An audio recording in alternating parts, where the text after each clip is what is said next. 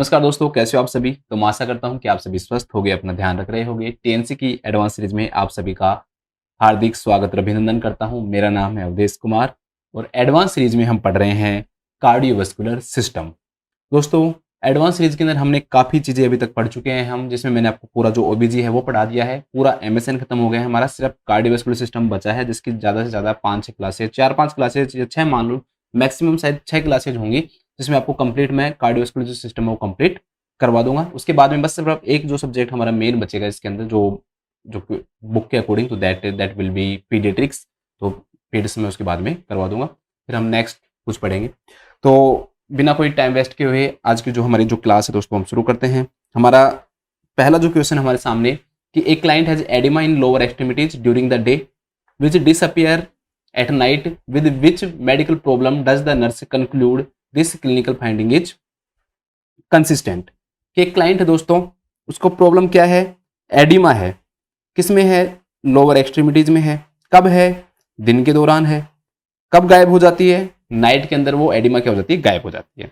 अब यहाँ पर उसने 4 कंडीशन दे रखा है और उन 4 कंडीशन में से आपसे ये पूछ रहा है कि कौन सा रीजन हो सकता है उस पेशेंट को। पहले देखा है पल्मोनरी एडिमा के कारण हो रहा है ये। सेकंड दे रखा है मायोकार्डियल जो इन्फेक्शन उसके कारण हो रखा है। थर्ड दे रखा है राइट वेंट्रिकुलर जो हार्ट फेलियर उसके कारण हो रखा है। और फोर्थ दे रखा है सीओपीडी के कारण हो रखा है, क्रोनिक ऑब्स्ट्रक्टिव लंग डिजीज या क्रोनिक ऑब्स्ट्रक्टिव पल्मोनरी डिजीज। तो ये 4 कंडीशंस दे रखी हैं। इन 4 कंडीशंस में से आपको बताना है कि कौन सी कंडीशन के कारण किसी भी पेशेंट को क्या हो सकता है दोस्तों, ये ऐसी एडिमा की कंडीशन डेवलप हो सकती है। ठीक है, और भी किसी कंडीशन में हो सकती है, बट हमें 4 में से एक ढूंढना है। ठीक है, आपको सर ऐसे और भी कंडीशन में तो हो सकती है ना, हाँ और किसी में भी हो सकती है, बट हमें इन 4 में से एक ढूंढना है कि इन 4 में से एक ऐसी कौन सी कंडीशन हो सकती है जिसके कारण आपको ये दिखाई दे सकता है। तो मेन अगर हम बात करें तो हम दोस्तों इस क्लास में हम पढ़ेंगे इसके बारे में, हार्ट फेलियर के बारे में बात करेंगे इस क्लास में हम पूरा।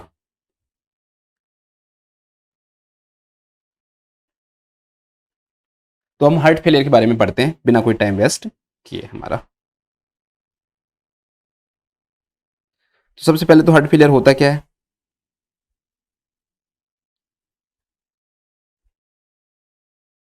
ये पढ़ेंगे। फिर राइट और लेफ्ट जो हार्ट फेलियर उसके अंदर क्या क्या डिफरेंसेस होते हैं वो पढ़ेंगे। फिर उसके जो डायग्नोस्टिक इवैल्यूएशन उसके बारे में, क्लिनिकल मैनिफेस्टेशन एंड मैनेजमेंट के बारे में हम पढ़ने जा रहे हैं। सबसे पहली बात है दोस्तों, हार्ट फेलियर है क्या। तो वो सबसे मेन चीज क्या है, मेन चीज हार्ट फेलियर को समझने के लिए ना ये जरूरी है समझना कि भाई जो हार्ट वो काम क्या करता है। तो दोस्तों मैंने आपको अच्छे से समझाया हुआ कि जो हार्ट जो है ना वो क्या काम करता है कि जो ब्लड है उसको क्या करता है, पंप करता है, ताकि हमारी जो पूरी बॉडी है उसके अंदर क्या पहुंचे, ब्लड पहुंचे। मैंने आपको एक दिन अच्छे से समझाया था कि ये पूरा सिस्टम कैसे काम करता है। ब्लड का कोई वैसे कोई फंक्शन नहीं होता, लेकिन ब्लड जो है वो मेन दो काम कर रहा है सेलो टिश्यूज के लिए, that are supplying of food and oxygen. तो एक्चुअली में जो हार्ट है उसका काम क्या हुआ, अगर हम इनडायरेक्टली देखें तो वो ब्लड को पंप करके क्या कर रहा है कि हमारी जो बॉडी जो टिश्यूज हैं उनको ऑक्सीजन और फूड पहुंचा रहा है। बट हार्ट का फेल हो जाना, इसका मतलब कि एक सिम्टम तो कोई आएगा नहीं, तो इसे हम बोलते हैं सिंड्रोम के नाम से जानते हैं। It is a clinical syndrome.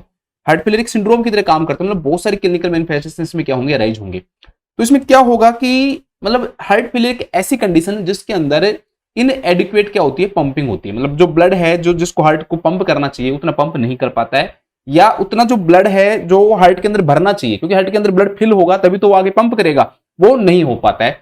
जिसके कारण क्या होगा दोस्तों कि हार्ट जो है वो सफिशियंट अमाउंट में ब्लड, फूड और ऑक्सीजन जो है वो टिश्यूज तक नहीं पहुंचा पाता है। इस कंडीशन को हम किस नाम से जानते हैं, हार्ट फेलियर के नाम से जानते हैं। ठीक है, सिंपल सी बात, हार्ट पंप नहीं कर रहा, या फिर जो ब्लड है हार्ट के अंदर वो इतना फिल नहीं हो रहा, तो उसके कारण जो ऑक्सीजन, फूड या जो ब्लड है उसकी जो सप्लाई है जो टिश्यूज सेल्स तक वो नहीं हो पा रही है। This is known as heart failure. बस सिंपल देखो, किसी भी कोई भी टफ से टफ टॉपिक हो, ठीक है, उसको आपको अगर अपने दिमाग में घुसाना है तो आप सोच रहे हो कि उस लैंग्वेज में मैं घुसा लूं जो कि बहुत टफ है, तो कभी नहीं कर पाओगे।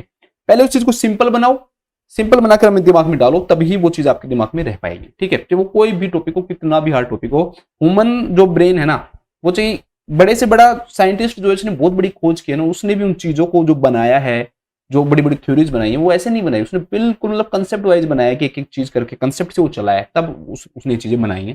तो कभी भी ऐसा नहीं है कि आप सेंटेंस को रटने लग गए और अपने दिमाग में घुसाते हो, भूल जाओगे 2-4 दिन में। तो चीजों को सिंपल बनाओ, सिंपल बनाकर अपने ब्रेन में डालो, तभी जो ब्रेन है वो आपको वापस देगा, नहीं तो अंदर गया वो गायब, बस हमेशा के लिए गायब, कभी आपके वो काम नहीं आ पाएगा। तो इसको लिख लेते हैं एक बार हम। तो हार्ट फेलियर क्या है? एबनॉर्मल, देखो इट इज एन एबनॉर्मल, थोड़ा सा बड़ा लिख देता हूं ताकि दिखे आपको, it is an abnormal, it is an abnormal clinical syndrome, clinical syndrome in which क्या होगी? दो कंडीशन होगी, इनएडिक्वेट पंपिंग होगी या फिर inadequate filling of the heart होगी, इन विच इनएडिक्वेट पंपिंग और फिलिंग ऑफ हार्ट, मतलब फिलिंग ब्लड के द्वारा फिल हो गई, ठीक है, हार्ट क्या होता है? प्रेजेंट होता है, इज प्रेजेंट, उसके कारण क्या होगा? दैट कोजेज, उसके कारण क्या होगा? थोड़ा सा मैं इधर लिख देता हूं आपको दिखे सही, दैट कोजेज, अब इससे क्या होगा? हार्ट का जो फंक्शन है वो क्या है? ब्लड की सप्लाई है, तो हार्ट नहीं कर पाएगा, तो हार्ट दैट कोजेज, ऐसे लिखो कि जो सफिशियंट है, हाँ, that causes insufficient supply of blood and oxygen to the body tissues, to the body tissues. तो इसे हम किस नाम से जानते हैं दोस्तों? इसे हम हार्ट फेलियर के नाम से जानते हैं। अब हम पढ़ते हैं भाई जो हार्ट फेलियर है उसके क्या क्या कोजेज होते हैं और क्या क्या उसके क्या होते हैं, टाइप होते हैं। तो हम ईटियोलॉजी की बात करते हैं। अब इसके बाद हम पढ़ते हैं इसकी ईटियोलॉजी की, हार्ट फेलियर की क्या क्या ईटियोलॉजी हो सकती है। तो हम पढ़ते हैं ईटियोलॉजी, ये कोजेज। तो इसकी जो ईटियोलॉजी है, ये इसकी जो कोजेज है दोस्तों, उसको हम दो भागों में बांटते हैं। एक ऐसे कोजेज जो मेन कोजेज के अंदर आते हैं, हम बोलते हैं प्राइमरी कोजेज। तो पहला इसके अंदर आएगा प्राइमरी कोजेज, ठीक है। और दूसरे इसके अंदर जो कोजेज आते हैं that are known as precipitate causes. दूसरे जो कोजेज आते हैं इसके अंदर उन्हें हम किस नाम से जानते हैं? प्रेसिपिटेट कोजेज के नाम से जानते हैं।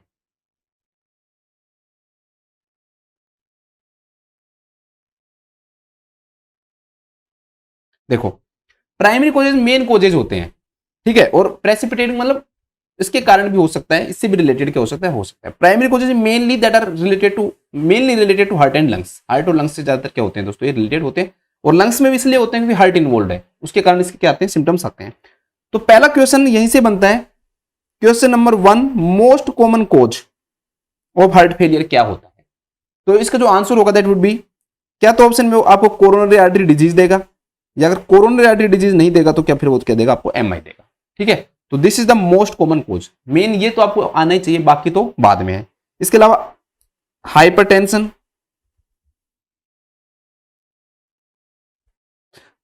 हार्ट से रिलेटेड डिजीजेज आई, रूमेटिक जो हार्ट डिजीज है दोस्तों, उसके कारण भी हार्ट क्या हो सकता है? फेल हो सकता है। या फिर कार्डियोमायोपैथी, कार्डियोमायोपैथी, पल्मोनरी हाइपरटेंशन, थोड़ा सा इधर लिख देता हूं, पल्मोनरी हाइपरटेंशन, पल्मोनरी हाइपरटेंशन के कारण भी हो सकता है। या हार्ट की कोई डिजीज, वल्वुलर डिजीज हो, मतलब कि जो वॉल्व से रिलेटेड है,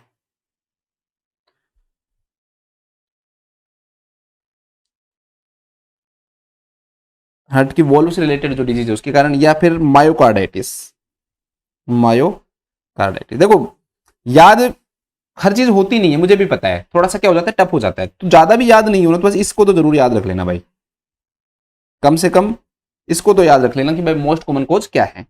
दूसरे जो इसके कोजेज आते हैं दोस्तों, इन्हें हम बोलते हैं प्रेसिपिटेटिंग कोज।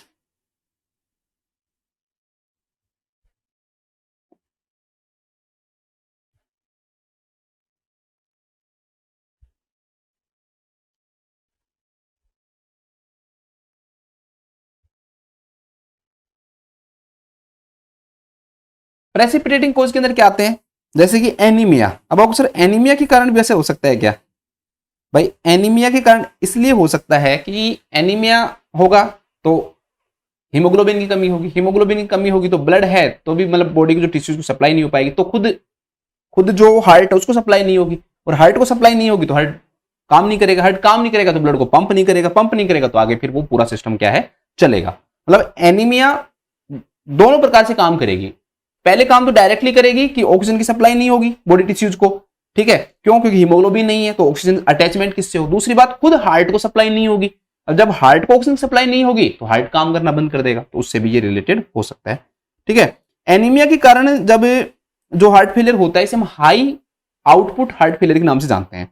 इसे किस नाम जानते हैं, हाई आउटपुट हार्ट फेलियर, क्योंकि स्टार्टिंग में क्या होगा, हार्ट काम कर रहा है लेकिन काम करने का कोई फायदा नहीं है, आउटपुट पूरा है, अच्छा है आउटपुट, लेकिन ऑक्सीजन की सप्लाई नहीं हो पा रही, क्यों, क्योंकि ब्लड में हीमोग्लोबिन नहीं है, तो उसे हम किस नाम जानते हैं, हाई आउटपुट हार्ट फेलियर के नाम से जानते हैं, ठीक है, वो हो सकता है।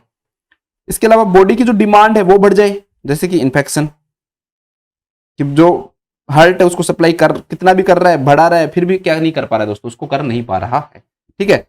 इसके अलावा जैसे थायरोटॉक्सिकोसिस, थायरोटॉक्सिकोसिस के अंदर जब अमाउंट ज्यादा इंक्रीज हो जाएगी तो हार्ट रेट इंक्रीज होगा, बीपी इंक्रीज होगा, तो उससे आगे हार्ट जो है वो फेल हो जाएगा। अब मैं इसमें हाइपोथायरोडिज्म भी लिखूंगा। अब आप लोग सर हाइपोथायरोडिज्म क्यों लिख रहे हो, आपने ऊपर थायरोटॉक्सिकोसिस लिख दिया, आप हाइपोथायरोडिज्म। एक्चुअली में दोस्तों हाइपोथायरोडिज्म इसलिए होता है क्योंकि ये माना जाता है कि हाइपोथायरोडिज्म के अंदर जो एथेरोस्क्लेरोसिस है ना उसके चांसेस बढ़ जाते हैं। आपने पढ़ा हुआ है, पढ़ के देखना। अब एथेरोस्क्लेरोसिस के जब चांसेस बढ़ेंगे दोस्तों, तो एथेरोस्क्लेरोसिस क्या कोज करवाता है, आपका एमआई कोज करवा सकता है, ठीक है, क्योंकि जो कोलेस्ट्रॉल है उसका डिपोजिशन होगा, और डिपोजिशन होगा तो जो हार्ट है वो काम करना क्या कर देगा, बंद कर देगा, ठीक है। इसके अलावा जैसे डिसरिदमिया भी हो सकता है, तो डिसरिदमिया के कारण भी ये हो सकता है, तो दी जाता है अदर कोजेस, ठीक है।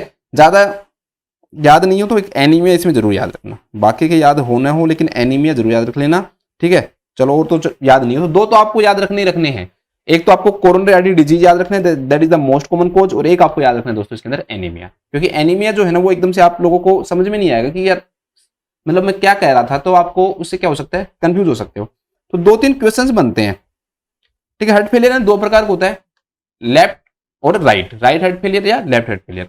इसको और अच्छे तरीके से हम बात करते हैं तो राइट जो हार्ट फेलियर उसको कई बार राइट वेंट्रिकुलर हार्ट फेलियर भी बोलते हैं, क्योंकि मेन जो ब्लड है वो तो वेंट्रिकल से होके जाता है, और लेफ्ट जो हार्ट फेलियर उसको लेफ्ट वेंट्रिकुलर हार्ट फेलियर भी बोल देते हैं। मैं इसलिए बता रहा हूं ये चीजें क्योंकि तीन क्वेश्चंस बनते हैं यहां से। आपके सामने क्वेश्चन नंबर 1 बनेगा दोस्तों, most common cause of heart failure, जो कि मैंने आपको अभी बताया है, ठीक है, most common cause of heart failure. Answer क्या आएगा इसका, आंसर वही आएगा कोरोनरी आर्टरी डिजीज। अगर कोरोनरी आर्टरी डिजीज नहीं मिलेगा तो ऑप्शन में आपको क्या मिलेगा, एमआई मिलेगा।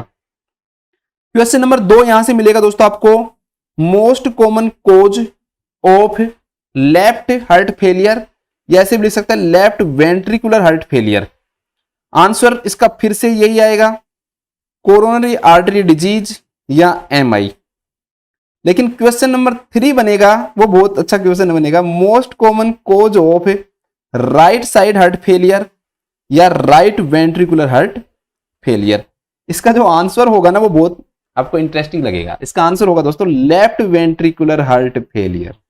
देखो कितनी बड़ी बात है ना, मतलब राइट हार्ट फेलियर अगर किसी भी पेशेंट के अंदर होता है, या राइट साइडेड हार्ट फेलियर या राइट वेंट्रिकुलर हार्ट फेलियर, तो उसका मोस्ट कॉमन जो कोज बनेगा ना दोस्तों वो क्या बनेगा, लेफ्ट वेंट्रिकुलर हार्ट फेलियर बनेगा। क्योंकि लेफ्ट वेंट्रिकल अगर जब फेल हो जाएगा ना तो फिर राइट वेंट्रिकल का कोई फायदा नहीं, क्योंकि लेफ्ट वेंट्रिकल से ब्लड आगे नहीं जा रहा था। वो सिंपल सी बात, वैसे मैं आपको आगे पढ़ाऊंगा ये अच्छे से, बट सिंपल से एक चीज समझो आप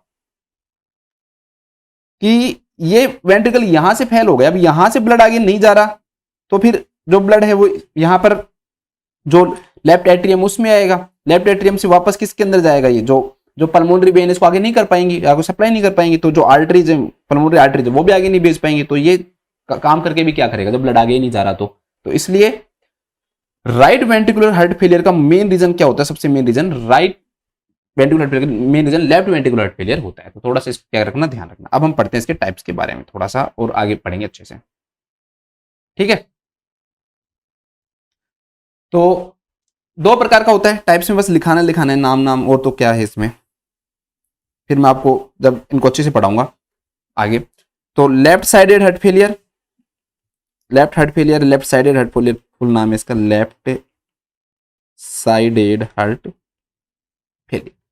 तो मेनली यही होता है, ध्यान रखना। बस एक क्वेश्चन यहां से बनेगा कि मोस्ट कॉमन, अगर इन दोनों में से पूछता है कि भाई मोस्ट कॉमन कौन सा होता है, तो लेफ्ट वेंट्रिकुलर जो हार्ट फेलियर दोस्तों वो क्या होता है, मोस्ट कॉमन होता है। ठीक है, बस ये ध्यान रखना। और दूसरा जो है वो राइट वेंट्रिकुलर हार्ट फेलियर है या right heart failure, right sided heart failure है, राइट साइडेड हार्ट फेलियर या राइट वेंट्रिकुलर हार्ट फेलियर, इसको लेफ्ट वेंट्रिकुलर हार्ट फेलियर। बस इसमें आपको वही ध्यान रखना ही है कि भाई राइट इसका मोस्ट कॉमन कोज क्या होता है, तो लेफ्ट वेंट्रिकुलर हार्ट फेलियर इसका क्या होता है, मोस्ट कॉमन कोज होता है। दो प्रकार का हो गया। मेन जो इसमें क्वेश्चन से बनते हैं ना हार्ट फेलियर के अंदर, वो बनते हैं दोस्तों इसके क्लिनिकल मैनिफेस्टेशन से, और उसके क्लिनिकल मैनिफेस्टेशन जो अराइज होंगे वो इसकी पैथोफिजियोलॉजी से होंगे। किससे होंगे, पैथोफिजियोलॉजी से। तो पहले मैं आपको पढ़ाता हूं राइट साइड या right ventricular heart failure. Right ventricular heart failure पढ़ेंगे, फिर मैं आपको लेफ्ट वेंट्रिकुलर हार्ट फेलियर पढ़ाऊंगा, फिर उसके पूरे जो सिम्टम्स है वो आपको पढ़ाऊंगा। देखो, सबसे पहले हम बात करते हैं कि ये आपका हार्ट है,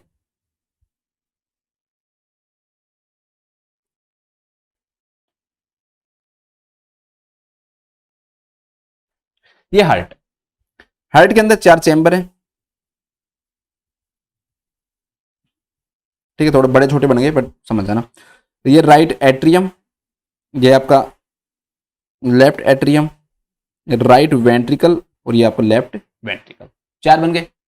अब हम पढ़ क्या रहे हैं, राइट वेंट्रिकुलर हार्ट फेलियर। तो सिंपल सी बात यह है दोस्तों कि राइट वेंट्रिकल से ब्लड आगे नहीं जा रहा।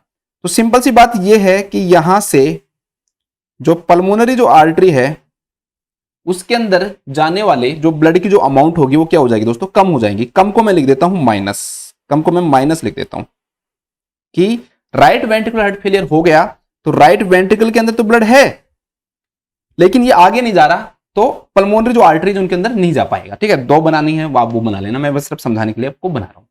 इससे क्या होगा दोस्तों, जो लंग्स हैं उनके पास ब्लड उतनी अमाउंट में नहीं पहुंच पाएगा। अब लंग्स के अंदर ब्लड क्या पहुंचेगा, कम अमाउंट में पहुंचेगा। तो यहां पर माइनस लिख लो कि भाई ब्लड लंग्स तक नहीं पहुंच रहा है क्योंकि पल्मोनरी जो आर्टरी है वो काम नहीं, वो मतलब ब्लड आगे जा ही नहीं रहा क्योंकि वेंट्रिकल्स फेल हो गया, तो राइट वेंट्रिकल फेल हो गया तो आगे नहीं जा रहा।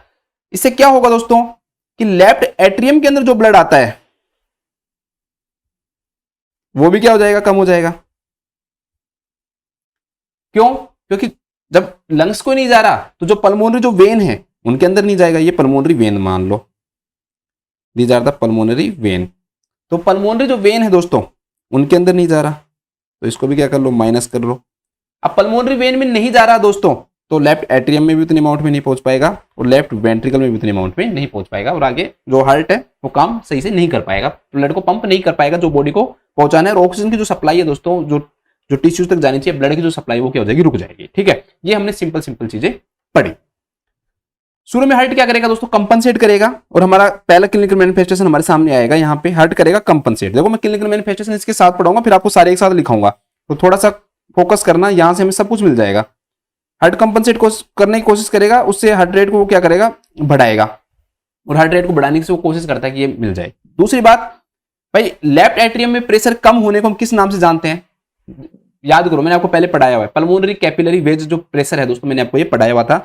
जो जो मेनली हम डालते हैं राइट एट्रियम और राइट वेंट्रिकल से चेक करते हैं, बट जो प्रेशर चेक करते हैं वो किसका करते हैं, लेफ्ट एट्रियम का करते हैं, कुछ समय के लिए ब्लड सप्लाई को रोक के, वो मैंने आपको समझाया हुआ है। अब एक्चुअली में पल्मोनरी वेन के अंदर नहीं है, मतलब लेफ्ट एट्रियम में नहीं है, तो लेफ्ट एट्रियम में नहीं है तो pulmonary capillary wedge pressure. Simple सी बात है, ज्यादा अगर आपको कंफ्यूज नहीं होना और पहले क्लास नहीं ली हुई है जिस बच्चे ने, तो वो ये समझे कि भाई लेफ्ट एट्रियम का प्रेशर कम हो जाता है, जिसे हम किस नाम से जानते हैं, पल्मोनरी कैपिलरी वेज प्रेशर के नाम से जानते हैं। इसे हम किस नाम से जानते हैं, पल्मोनरी कैपिलरी वेज प्रेशर। तो पल्मोनरी कैपिलरी जो वेज जो प्रेशर है दोस्तों वो क्या हो जाएगा, कम हो जाएगा। ठीक है, आ जाओ आगे। अब राइट वेंट्रिकल में ब्लड ज्यादा है तो राइट एट्रियम में ज्यादा हो जाएगा, क्योंकि आगे नहीं जा रहा ब्लड यहां से आगे नहीं जा रहा, इसको क्रॉस कर लो एक मिनट के लिए। ठीक है, ब्लड आगे नहीं जा रहा तो राइट एट्रियम और राइट वेंट्रिकल के अंदर ब्लड क्या हो जाएगा, ज्यादा हो जाएगा। जब इसके अंदर ज्यादा होगा तो जो ब्लड है दोस्तों वो सुपीरियर जो वेना कावा है उसके अंदर भी ज्यादा होगा। तो जो ब्लड है वो सुपीरियर वेना कावा में भी क्या हो जाएगा, ज्यादा हो जाएगा। तो सुपीरियर वेना कावा में भी क्या कर लो, प्रेशर बढ़ा लो, तो सुपीरियर वेना कावा में ज्यादा, और सुपीरियर वेना कावा में ज्यादा होगा तो यहां से जो आपकी जुगुलर जो वेन है, जुगुलर वेन के अंदर भी प्रेशर क्या होगा दोस्तों, इंक्रीज हो जाएगा, क्योंकि वेन भाई ब्लड जब आगे नहीं जा रहा, सुपीरियर वेना कावा में ज्यादा है तो ऊपर की जो वेन है उनमें भी ज्यादा हो जाएगा। तो जुगुलर जो वेन है ना दोस्तों, जुगुलर वेनस जो प्रेशर है दोस्तों, वो भी यहाँ पर भी ब्लड ज्यादा अमाउंट में हो जाएगा, तो जुगुलर वेनस जो प्रेशर है दोस्तों वो भी क्या हो जाएगा, इंक्रीज हो जाएगा। सिंपल सी बात है भाई, सिंपल सा समझो कि राइट वेंट्रिकल से ब्लड आगे नहीं जा रहा, तो ब्लड भाई जाएगा कहां, राइट एट्रियम में, राइट एट्रियम से और ऊपर सुपीरियर वेना कावा में, और सुपीरियर वेना कावा से जुगुलर वेन, मतलब आगे जो ब्लड जा रहा है ना, जो कि राइट एट्रियम से जाना चाहिए था वो नहीं जा रहा, तो पीछे का जो फ्लो है वो क्या हो जाएगा, इंक्रीज हो जाएगा। जैसे जुगुलर वेन के अंदर भी जो प्रेशर वो क्या हो गया, इंक्रीज हो गया। जुगुलर वेन के अंदर जो प्रेशर है दोस्तों वो इंक्रीज हो जाता है, इसके कारण हमें एक साइन मिलेगा जिसे हम कसमोल साइन के नाम से जानेंगे। ध्यान रखना, मैं यहाँ पे कसमोल रेस्पिरेशन नहीं बोल रहा हूं, बच्चे कंफ्यूज हो जाते हैं, वो कसमोल रेस्पिरेशन समझ लेते हैं, बट मैं यहाँ पर कसमोल रेस्पिरेशन नहीं बोल रहा हूं, मैं यहाँ पे बोल रहा हूं कसमोल साइन। क्या बोल रहा हूं, कसमोल साइन आ जाएगा।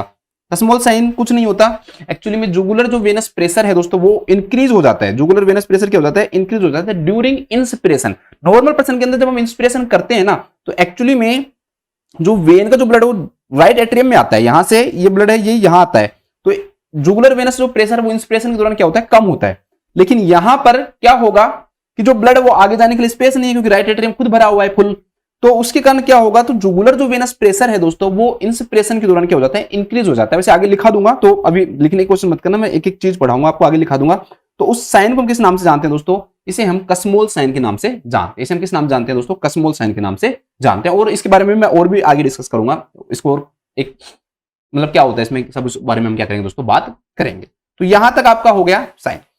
अब भाई सुपीरियर वेना कावा हुआ तो इंफीरियर वेना कावा में भी प्रेशर बढ़ेगा, क्योंकि दोनों आती है ना राइट एट्रियम में, तो जो इंफीरियर वेना कावा है उसके अंदर भी प्रेशर इंक्रीज होगा। ये लो भाई, इंफीरियर वेना कावा के अंदर भी हमने प्रेशर क्या कर दिया, इंक्रीज कर दिया। अब इंफीरियर वेना कावा में अगर प्रेशर इंक्रीज हुआ दोस्तों, अगर इंफीरियर वेना कावा के अंदर प्रेशर इंक्रीज हुआ है, तो सिंपल सी बात ये है कि ये जो प्रेशर है ये हिपेटिक वेन और पोर्टल वेन के अंदर भी क्या होगा, इंक्रीज होगा। तो यहां पर इसको मैं लीवर बना देता हूं समझाने के लिए, थोड़ा सा आपको किस भाई समझ में आ जाए। ये लीवर मान लो, और यहां पर ये हिपेटिक वेन और पोर्टल वेन मान लो, दिस इज हिपेटिक वेन और दिस इज पोर्टल वेन। तो हिपेटिक वेन और पोर्टल वेन के अंदर भी जो प्रेशर है दोस्तों वो क्या हो जाएगा, इंक्रीज हो जाएगा, क्योंकि ब्लड आगे नहीं जा रहा है, ब्लड आगे नहीं जा रहा है, क्योंकि यहां से राइट एट्रियम नहीं ले रहा, तो यहां पर भी प्रेशर क्या होगा, इंक्रीज होगा। ये क्यों बता रहा हूं मैं भाई, यहां से कुछ साइन निकल के आ रहा है तभी तो बता रहा हूं, ऐसे तो है नहीं कि मुझे मजा आ रहा है कि हाँ ये बता देता हूं मैं, इसमें मजा आ जाएगा दोस्तों। इसके कारण क्या होता है कि एक्चुअली में जो लीवर है ना उसके अंदर फ्लूइड का कंजेशन हो जाता है, इसे हम बोलते हैं कंजेस्टिव हिपेटोमेगेली। और जो लीवर है जब फ्लूइड ज्यादा हो जाएगा तो टेंडर फील होता है। कैसा फील होता है, टेंडर फील होता है। तो यहां से जो साइन हमारा निकल के आ रहा है उसका क्या नाम है, मैं इधर लिख देता हूं थोड़ा सा ना ताकि आपको दिख जाए। तो इसे हम बोलेंगे दोस्तों कंजेस्टिव हिपेटोमेगेली, कंजेस्टिव हिपेटोमेगेली। एक एक चीज समझ में मतलब आती है, ऐसे नहीं कि एकदम से सारी चीजें नहीं समझाई जा सकती आपसे, ठीक है। तो इसे कंजेस्टिव हिपेटोमेगेली भी कहते हैं, या इसे टेंडर हिपेटोमेगेली भी कहते हैं, कंजेस्टिव भी बोलते हैं, इसको हम टेंडर भी बोलते हैं, ठीक है। या इसे हम कार्डियक सिरोसिस के नाम से भी जानते हैं कि लीवर का सिरोसिस होने का रीजन क्या है, कार्डियक है, ठीक है। बट वो छोड़ो, इतना ज्यादा डिटेल जाने की तो नहीं है, सिर्फ इतना पढ़ो, कंजेस्टिव टेंडर। आगे क्या होगा दोस्तों, आगे ये होगा कि भाई जो फ्लूइड है,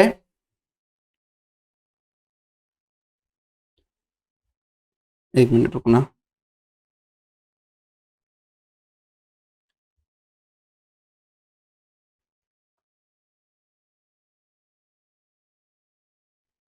फ्लूइड कहीं जा नहीं पा रहा है, फ्लूइड आगे नहीं जा पा रहा है। अब फ्लूइड आगे नहीं जा पाएगा दोस्तों तो क्या होगा कि जो फ्लूइड है वो इंटरस्टिशियल स्पेस के अंदर आएगा, और इंटरस्टिशियल स्पेस के अंदर आएगा तो पेरिटोनियल कैविटी के अंदर आएगा।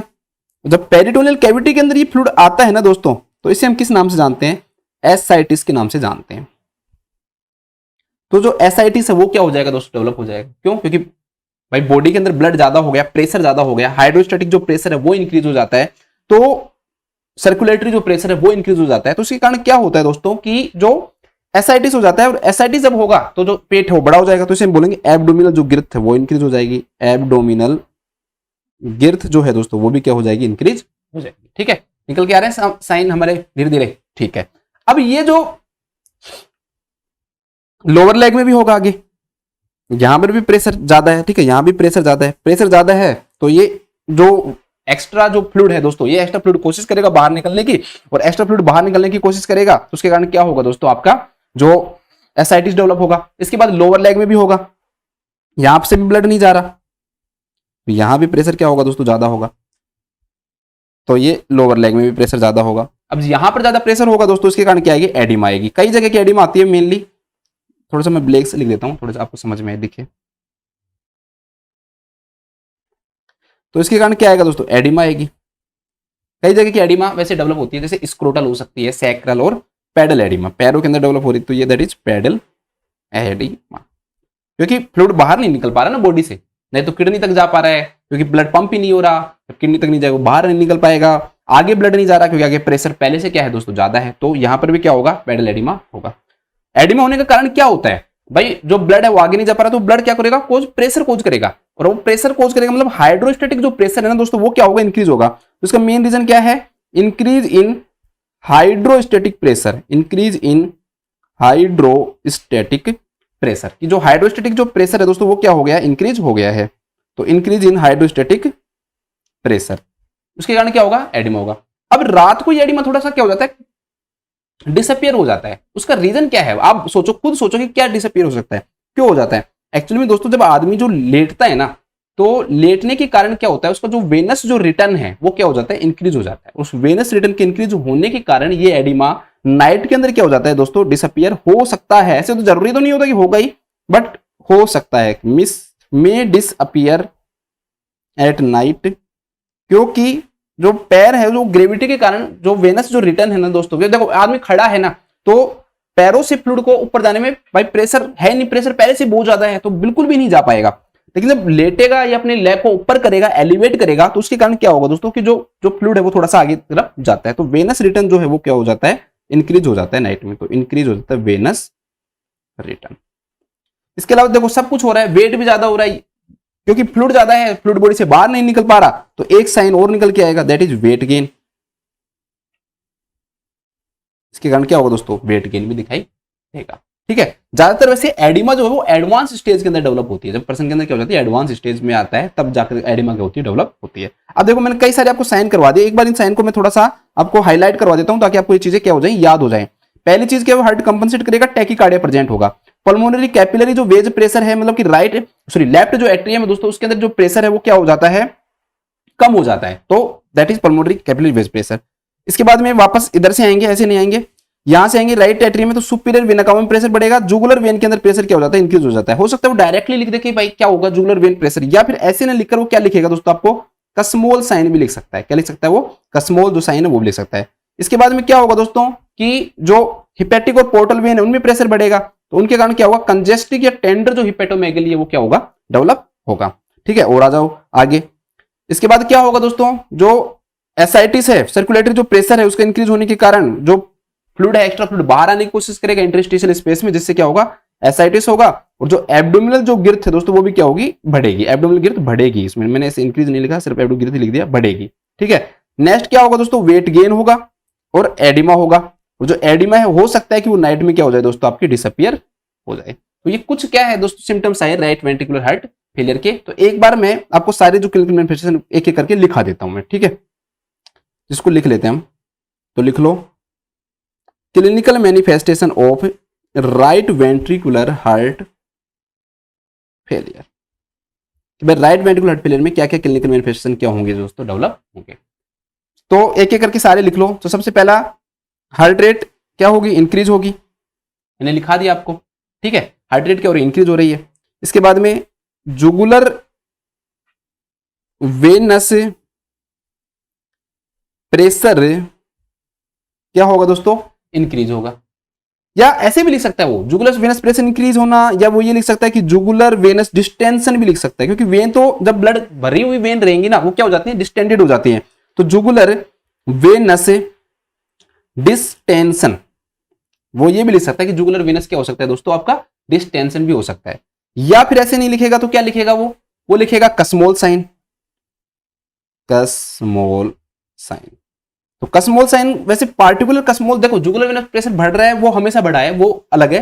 एक्चुअली में कसमोल साइन हम किस चीज को बोलते हैं, मैंने आपको पहले बताया कि जुगुलर वेनस प्रेशर जो है वो ड्यूरिंग इंस्पिरेशन क्या हो जाता है दोस्तों, जब हम सांस अंदर लेते हैं उस दौरान क्या हो जाता है, इंक्रीज हो जाता है, जबकि नॉर्मल पर्सन के अंदर जुगुलर वेनस प्रेशर क्या हो जाता है, कम हो जाता है। अब क्योंकि नॉर्मल पर्सन के अंदर जो वेंट्रिकल्स वो काम कर रहे हैं तो ब्लड आगे जाता है, बट यहां पर काम ही नहीं कर रहे तो प्रेशर बढ़ा हुआ ही रहेगा, कम नहीं होता है। ठीक है, इसको एक चीज के नाम से और जानते हैं, देखो जब इंस्पिरेशन अंदर ले रहे हैं तो उसे हम इसे एक नाम से और जानते हैं हम, पॉजिटिव एब्डोमिनल जुगुलर रिफ्लेक्स। ठीक है, ये टर्म है तो टफ, मतलब मुझे लगता नहीं आपकी क्लास आपके कोई एग्जाम में आएगा, बट हो सकता है कि भाई पता नहीं आजकल जो एग्जाम वो धीरे धीरे टफ होते जा रहे हैं तो कहां पर क्या दे दे, तो मैं नहीं चाहता कि आपके कोई जो छूटे।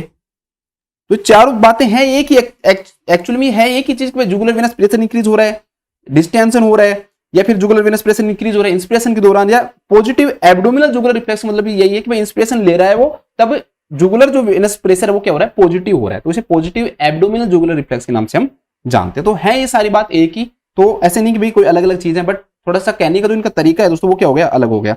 तो दो साइन पढ़े हमने, एक हार्ट रेट, एक जुगुलर वेनस प्रेशर हमारे क्या हो गया दोस्तों, इंक्रीज हो गया।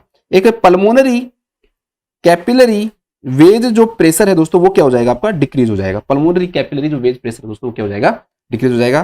चौथा आपका जो हिपेटोमेगेली है वो डेवलप होगा, पूरा आप लिखना चाहो उधर से लिख लेना, कंजेस्टिव हिपेटोमेगेली, टेंडर हिपेटोमेगेली, या ब्रैकेट में लिख लो कंजेस्टिव और टेंडर, दोनों टर्म में से कोई भी टर्म आ सकता है आपका। कंजेस्टिव भी वर्ड लिख के दे सकता है वो आपको, या फिर वो टेंडर वर्ड भी लिखकर दे सकता है, तो वो ऐसे भी दे सकता है। ठीक है, नेक्स्ट है दोस्तों आपको वो एसाइटिस, एसाइटिस डेवलप हो सकता है।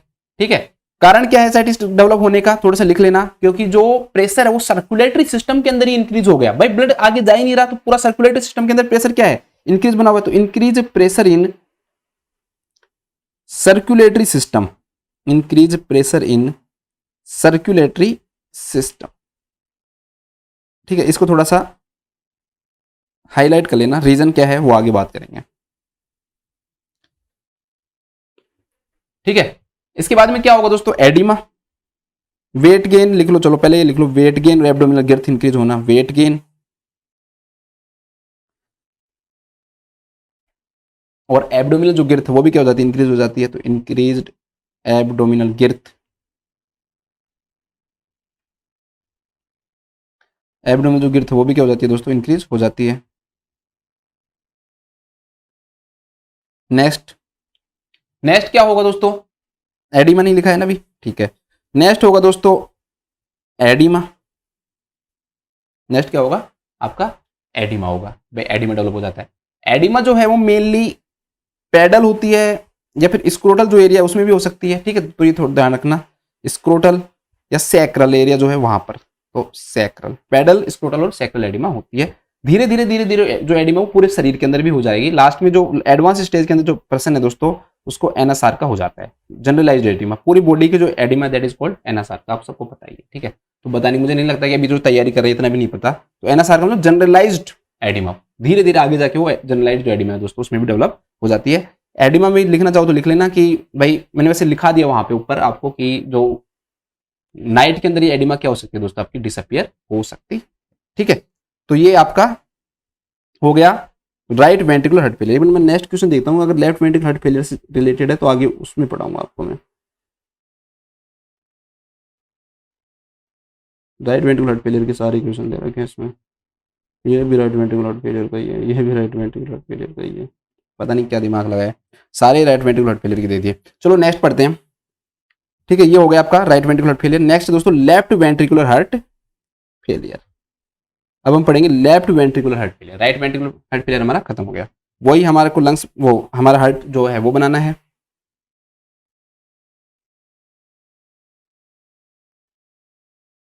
क्या बन गया,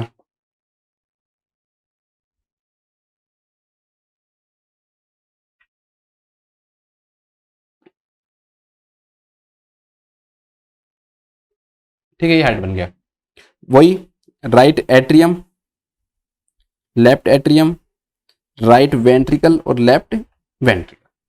ठीक है, लेफ्ट वेंट्रिकल हार्ट फेलियर होगा तो सिंपल सी बात है कि यहां से जो ब्लड है वो आगे पंप नहीं होगा।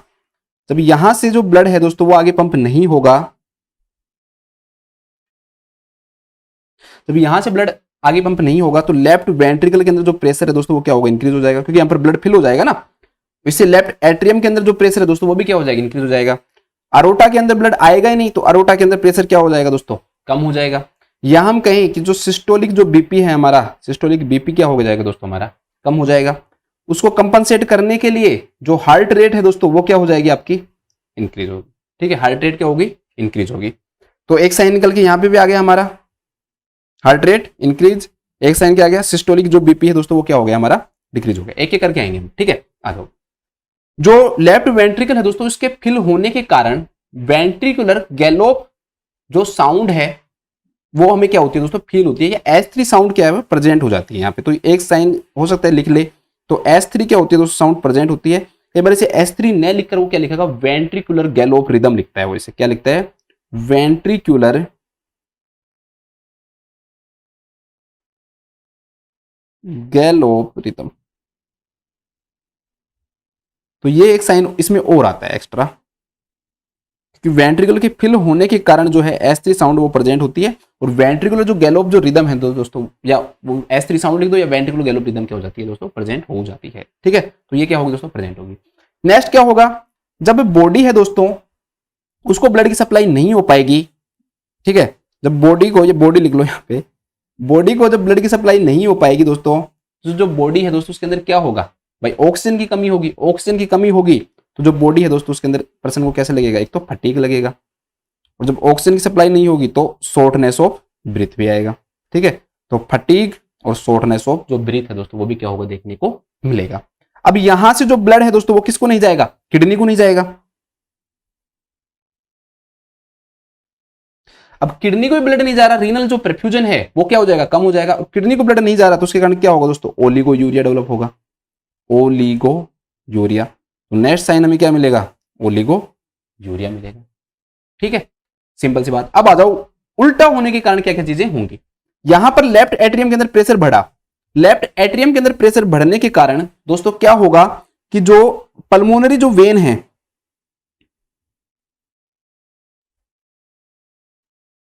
उनके अंदर भी प्रेशर क्या होगा, इंक्रीज होगा। पल्मोनरी वेन के अंदर यहां पर प्रेशर क्या होगा, इंक्रीज होगा। पल्मोनरी वेन का जो प्रेशर है दोस्तों वो क्या हो जाएगा, इंक्रीज हो जाएगा। पल्मोनरी वेन के अंदर जब प्रेशर इंक्रीज हो गया तो जो लंग्स है दोस्तों वहां पर भी फ्लूइड की जो अमाउंट है वो क्या हो जाएगी, बढ़ जाएगी। अब जब लंग्स के अंदर फ्लूइड की अमाउंट बढ़ेगी तो क्या डेवलप होगा, पल्मोनरी एडिमा डेवलप होगा, पल्मोनरी एडिमा डेवलप होगा। तो इसके अंदर पल्मोनरी जो एडिमा है उसके साइन आएंगे। ठीक है, अब लंग्स के अंदर जो फ्लूइड है दोस्तों उसकी अमाउंट क्या होगी, ज्यादा होगी, क्योंकि ब्लड आगे नहीं जा पा रहा ना भाई। लंग्स के अंदर ब्लड आया, मान लो उससे ब्लड आगे नहीं जा पा रहा तो पल्मोनरी एडिमा हुआ, और जो लंग्स है उसके अंदर फ्लूइड ज्यादा बढ़ गया। और लंग्स के अंदर फ्लूइड बढ़ने के कारण कई सारी चीजें होंगी।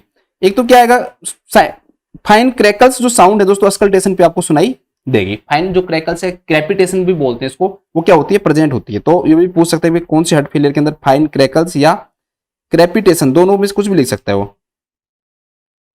क्या होंगे दोस्तों, अस्कल्टेशन पे जब आप स्टेथोस्कोप से क्या करोगे, अस्कल्टेट करोगे तो ये फाइन क्रैकल्स या क्रैपिटेशंस क्या होते हैं दोस्तों इसके अंदर प्रेजेंट हो जाते हैं। अब लंग्स के अंदर फ्लूइड क्या है, ज्यादा है। लंग्स के अंदर फ्लूइड ज्यादा होने के कारण क्या होगा दोस्तों, ये है एल्वियोलाई।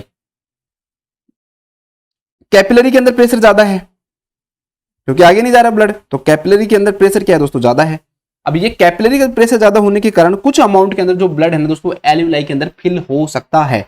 और एल्वियोलाई, दूसरी बात, लंग्स जो है ना वो कोशिश करता है भाई इस फ्लूइड को बाहर निकालने की भी कोशिश करता है। तो इसके कारण कई सारे सिम्टम्स डेवलप होंगे, जैसे कि उस पर्सन के अंदर शॉर्टनेस ऑफ ब्रीथ आएगा।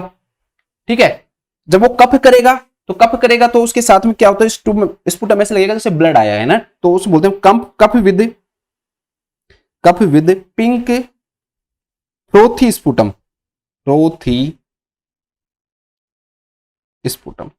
ठीक है, पिंक कलर का, क्योंकि स्मॉल अमाउंट के अंदर क्या आ जाती है दोस्तों, ब्लड आ जाता है। ठीक है, शॉर्टनेस ऑफ ब्रीथ हो गया। इसके अलावा दो साइन और आते हैं इसके अंदर, एक आता है ऑर्थोपिनिया। ऑर्थोपिनिया का जो साइन है दोस्तों वो देखने को मिलता है, आगे मैं आपको समझाऊंगा। और एक आता है पेरोक्सिमल नोक्च्यूर्नल डिजनिया। ये साइन भी यहां पर क्या होता है दोस्तों, दिखाई देता है। प्रोक्सिमल नोक्च्यूर्नल जो डिजीनिया का जो साइन है दोस्तों वो भी दिखाई देता है। ये चीज मैं आपको अभी क्लिनिकल मैनिफेस्टेशन पढ़ाऊंगा जब मैं आपको ऑर्थोपिनिया और जो प्रोक्सिमल नोक्चुरल जो डिजीनिया है दोस्तों उसको मैं अच्छे से समझाऊंगा। ठीक है, तो ये सारे जो साइन है ना दोस्तों ये किसके अंदर आते हैं, आपके इसके अंदर आते हैं। कुछ साइन और भी आएंगे, वो मैं आपको आगे जब क्लिनिकल मैनिफेस्टेशन पढ़ाऊंगा तब पढ़ाऊंगा। अभी तक हमने क्या क्या पढ़ा वो बात करते हैं। हमने पढ़ा कि भाई हार्ट रेट है वो क्या हो जाती है, इंक्रीज हो जाती है, जैसे पर्सन के अंदर पाल्पिटेशन फील होगा और सिस्टोलिक बीपी के कम होने के कारण जो सिंपैथेटिक नर्वस सिस्टम है वो स्टिमुलेट होगा, तो उससे डायफोरेसिस भी क्या होती है दोस्तों, डेवलप हो जाती है। ठीक है, इसके कारण क्या होगा, बॉडी के अंदर फटीग होगा, शॉर्टनेस ऑफ ब्रीथ होगी, किडनी के अंदर ब्लड नहीं जाएगा तो जो रीनल परफ्यूजन है वो कम होगा, जिसके कारण क्या डेवलप होगा दोस्तों, ओलिगोयूरिया डेवलप होगा। ठीक है, अब जो लंग्स है उसके अंदर फ्लूइड ज्यादा हो जाएगा तो उसके कारण क्या होगा, पल्मोनरी एडिमा होगा। साथ के अंदर क्या होगा दोस्तों, जो अस्कल्टेट करेंगे तो फाइन क्रैकल सुनाई देगा। एल्यूलाई के अंदर फ्लूइड को ज्यादा बढ़ने के कारण pink froth sputum, shortness of breath, orthopnea and proximal nocturnal जो डिजीनिया है दोस्तों, ऐसे साइन क्या होते हैं, डेवलप होते हैं। अब एक एक करके बार लिख लो इनको। Clinical manifestation of left ventricular heart failure. देखो लेफ्ट वेंट्रिकुलर हार्ट फेलियर की क्या क्या आएंगे। सबसे पहली चीज तो हार्ट रेट क्या होगी दोस्तों, इंक्रीज होगी। ठीक है, हार्ट रेट क्या होगी, इंक्रीज होगी, तो क्या बोलते हैं, टैकीकार्डिया। कई बार लिखा होता है कि भाई कि जो हार्ट है उसमें ब्लड आगे नहीं जा रहा, कंजेस्टिव हार्ट फेलियर भी बोलते हैं उसको, तो उसका फर्स्ट साइन क्या होता है, तो वो टैकीकार्डिया ही होता है। टैकीकार्डिया फर्स्ट साइन, जब ब्लड आगे नहीं जा पा रहा तो जो कंजेशन जो हो गया दोस्तों, तो कंजेस्टिव हार्ट फेलियर का फर्स्ट जो साइन दिखाई देता है वो भी क्या दिखाई देता है दोस्तों, आपका टैकीकार्डिया दिखाई देता है। ठीक, आगे कभी कंजेस्टिव हार्ट फेलियर आएगा तो और ज्यादा मैं उसके बारे में आपको वहां पे समझाऊंगा। अब क्या क्या साइन आए वापस आते हैं। सिंपैथेटिक नर्वस सिस्टम क्या होता है, स्टिमुलेट हो जाता है, क्योंकि सिस्टोलिक जो बीपी है दोस्तों वो क्या हो गया, गिर गया। तो सिंपैथेटिक नर्वस सिस्टम जब स्टिमुलेट होगा तो उसके कारण से क्या होगा, पर्सन के अंदर डायफोरेसिस डेवलप होगा। तो सिस्टोलिक बीपी कम हुआ, डायफोरेसिस होगा एंड पाल्पिटेशन, ये साइन भी क्या होंगे दोस्तों, आपके डेवलप होंगे। तो डायफोरेसिस और palpitation mainly sympathetic nervous system के एक्टिवेट होने के कारण आते हैं।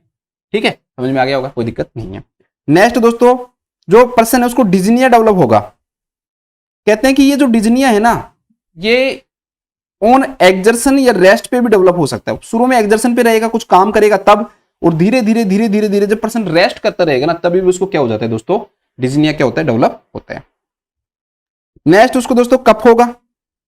कफ में भी कई टाइप इसमें दे रखे हैं, जैसे नोक्चूर्नल कफ होगा। नोक्चूर्नल कफ का मतलब क्या होता है कि नाइट टाइम में जो कफ है ना दोस्तों वो क्या होता है, ज्यादा होता है, क्योंकि एक तो ब्रोंकोस्पाज्म होता है, जो नाइट टाइम में कूल एयर जो होती है उसे ब्रोंकोस्पाज्म भी क्या होता है, डेवलप होता है। और एक जो लंग्स है दोस्तों कोशिश करता है जो पल्मोनरी एडिमा के कारण या फ्लूइड जो है ज्यादा होने के कारण उसको बाहर निकालने की, तो उसके कारण जो कफिंग होती है उसे हम सिर्फ नोक्चूर्नल कफ के नाम से जानते हैं। अलग अलग कफ आएंगे तो एक अलग अलग साइन है, कैसे भी आ सकता है, तो मैं आपको तरीके से क्या करूंगा दोस्तों, मैं समझाऊंगा कि भाई कैसे क्या होता है। नेक्स्ट क्या होगा दोस्तों, कि उस पर्सन के अंदर डेवलप हो सकता है क्या, ऑर्थोपिनिया। ऑर्थोपिनिया, ठीक है, ऐसे भी लिखा हुआ सकता है साइन में, डायरेक्टली ऐसे नहीं लिखकर वो आपको ऑर्थोपिनिया भी लिख सकता है। अब देखो ऑर्थोपिनिया का क्या मीनिंग है। ऑर्थोपिनिया का मतलब ये है दोस्तों कि जो पर्सन है ना वो जब सुपाइन पोजीशन में रहेगा तो उस दौरान उसको क्या रहेगा दोस्तों, सांस नहीं आएगा, तो उससे डिजनिया होगा। तो डिजनिया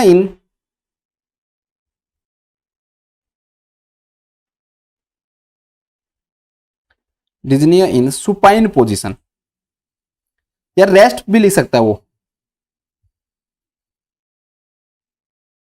तो इसे हम किस नाम से जानते हैं दोस्तों, ऑर्थोपिनिया के नाम से जानते हैं कि डिजनिया इन सुपाइन या रेस्ट पोजीशन जो है ना दोस्तों वो क्या हो सकता है, वो क्या कहलाता है, ऑर्थोपिनिया। तो उसमें इस ब्रैकेट में लिख लो आई कैंट ब्रीथ, ताकि आपको याद रहे। जो पर्सन है वो सो रहा है, जब उसको ब्रीथ नहीं आ रहा है तो इसे हम किस नाम जानते हैं दोस्तों, ऑर्थोपिनिया के नाम से जानते हैं। ठीक है, ऑर्थोपिनिक पोजीशन अलग होती है, ध्यान रखना, उसमें सिटिंग पोजीशन की तरह पोजीशन लेनी पड़ती है हमें। ठीक है, तो यहां पर क्या होता है, लेटा हुआ है तब उसको क्या नहीं आता है दोस्तों, ब्रीथ नहीं कर पाता है वो, तो उसे हम किस नाम से जानते हैं, ऑर्थोपिनिया के नाम से जानते हैं। एक इसी के जैसा ही है, थोड़ा सा अलग है इसके जैसा ही, नोक्चूरनल प्रोक्सिमल नोक्चूरल डिजनिया, मैंने आपको आगे बताया था, वहां पर भी बताया था। तो प्रोक्सिमल नोक्चूरनल डिजनिया, 3 वर्ड है। प्रोक्सिमल का मतलब क्या होता है दोस्तों, रिवर्स होना। प्रोक्सिमल जो वर्ड है उसका मतलब क्या होता है, रिवर्स होना। ठीक है, नोक्चूरनल जो वर्ड है उसका मतलब होता है कि भाई रेस्ट भी लिख सकते हो या नाइट भी लिख सकता है वो, नाइट। और डिजनिया मुझे बताने की जरूरत है नहीं आपको, डिफिकल्टी इन ब्रीथिंग। तो इसमें क्या होता है दोस्तों कि पेशेंट जब रेस्ट करता रहता है ना, तब उसको क्या हो जाता है दोस्तों, डिजनी हो जाता है। लेकिन आप कहोगे सर इसमें फिर ऑर्थोपेनिया में क्या डिफरेंस हुआ? एक्चुअली में मेनली प्रोक्सिमल नोक्चुलर डिजनी तब होता है जब पेशेंट है ना सो जाता है। इसके अंदर लेटा हुआ होगा तभी भी हो सकता है, ठीक है, ऑर्थोपेनिया में। लेकिन इसमें क्या होगा कि जब पर्सन जो है ना वो सो जाता है ना, तो एकदम से उठेगा, और एकदम से उठकर क्या होता है दोस्तों कि वो खड़ा हो जाएगा, वो जब बैठेगा उसे लेटा नहीं जाएगा, ठीक है। तो उसके कारण इसको इसलिए प्रोक्सिमल वर्ड यूज किया कि रिवर्स हो जाता है। जैसे वो लेटा हुआ है, सांस नहीं आ रहा, एकदम से बैठ जाएगा या खड़ा होगा तब उसको सांस आने लग जाता है। तो इस पूरे टर्म को किस नाम से जानते हैं? Proximal nocturnal disease. सिर्फ ये लिखा हुआ है कि भाई पेशेंट जो है वो रेस्टिंग पोजीशन में है या लेटा हुआ है, तब ऑर्थोपेनिया कहलाएगा। पूरा टर्म लिखा हुआ है कि पेशेंट जब एस्लीप है, जब डिजनिया है और खड़ा होके उसको ब्रीथ आने लग जाता है, तो उसे हम किस नाम जानेंगे? प्रोक्सिमल नोक्चुलर डिजनिया के नाम से जानते हैं, ठीक है। तो थोड़ा सा इसको समझ लेना। तो इसमें क्या होगा कि पर्सन जो है लेटा हुआ है, सो रहा है, कैंट ब्रीथ, और जब वो खड़ा हो जाता है तब वो उसको सांस आने लग जाती है, तो तब वो ब्रीथ कर सकता है। तो इसे हम किस नाम से जानते हैं दोस्तों? प्रोक्सिमल नोक्चुरल डिजनिया। एक्चुअली में क्या होता है दोस्तों कि जब आदमी यहां पर उल्टा सिस्टम काम करता है, जब यहां पर जब पर्सन लेटा हुआ रहता है ना, राइट वेंट्रिकुलर फ्लूइड में अलग पढ़ा था हमने, एडिमा से रिलेटेड पढ़ा था, बट वो, लेकिन यहां पर क्या होता है दोस्तों कि पर्सन जब लेटा हुआ होता है ना, तो ऐसा माना जाता है कि दोस्तों रीएब्जॉर्प्शन ऑफ फ्लूइड है ना वो क्या हो जाता है, और इंक्रीज हो जाता है। मतलब कि जो इंटरस्टिशियल स्पेस का जो फ्लूइड है ना वो यहां पर किसके अंदर आ जाता है दोस्तों? इंटरस्टिशियल स्पेस से जो फ्लूइड है वो आपकी जो ब्लड वेसल्स है उनके अंदर आ जाते हैं। तो और ज्यादा क्या होगा, पल्मोनरी एडिमा डेवलप होगा, लंग्स का कंजेशन और ज्यादा बढ़ेगा। तो उसके कारण जो पर्सन है ना दोस्तों, उसके अंदर प्रोक्सिमल नोक्चुलर जो डिजीज है दोस्तों वो क्या होती है? डेवलप होती है। थोड़ा सा इसके बारे में लिख लो कि डिजनिया व्हेन पेशेंट इज एस्लीप, मतलब कि पेशेंट जब क्या है दोस्तों, लेटा हुआ है। जब पेशेंट एकदम से क्या होगा, सोया हुआ है, एकदम से पेशेंट क्या हो जाता है? खड़ा हो जाता है, अवेक्स, और एकदम से मतलब उसको पैनिक हो जाता है, ऐसे लगेगा बस कि अब भाई उसे रुका नहीं जा रहा, उसको सांस नहीं आ रहा, और वो क्या करेगा? बैठने की कोशिश करेगा। तो उसको कहेगा मुझे बैठाओ, तो डिजायर टू सिट और स्टैंड, डिजायर टू सिट और स्टैंड। तो इसे हम किस नाम जानते हैं? प्रोक्सिमल नोक्चुलर डिजीज का नाम जानते हैं। इसका कोज भी लिख लो, लिखना चाहो तो, क्या पता नहीं कहां क्या आ जाए।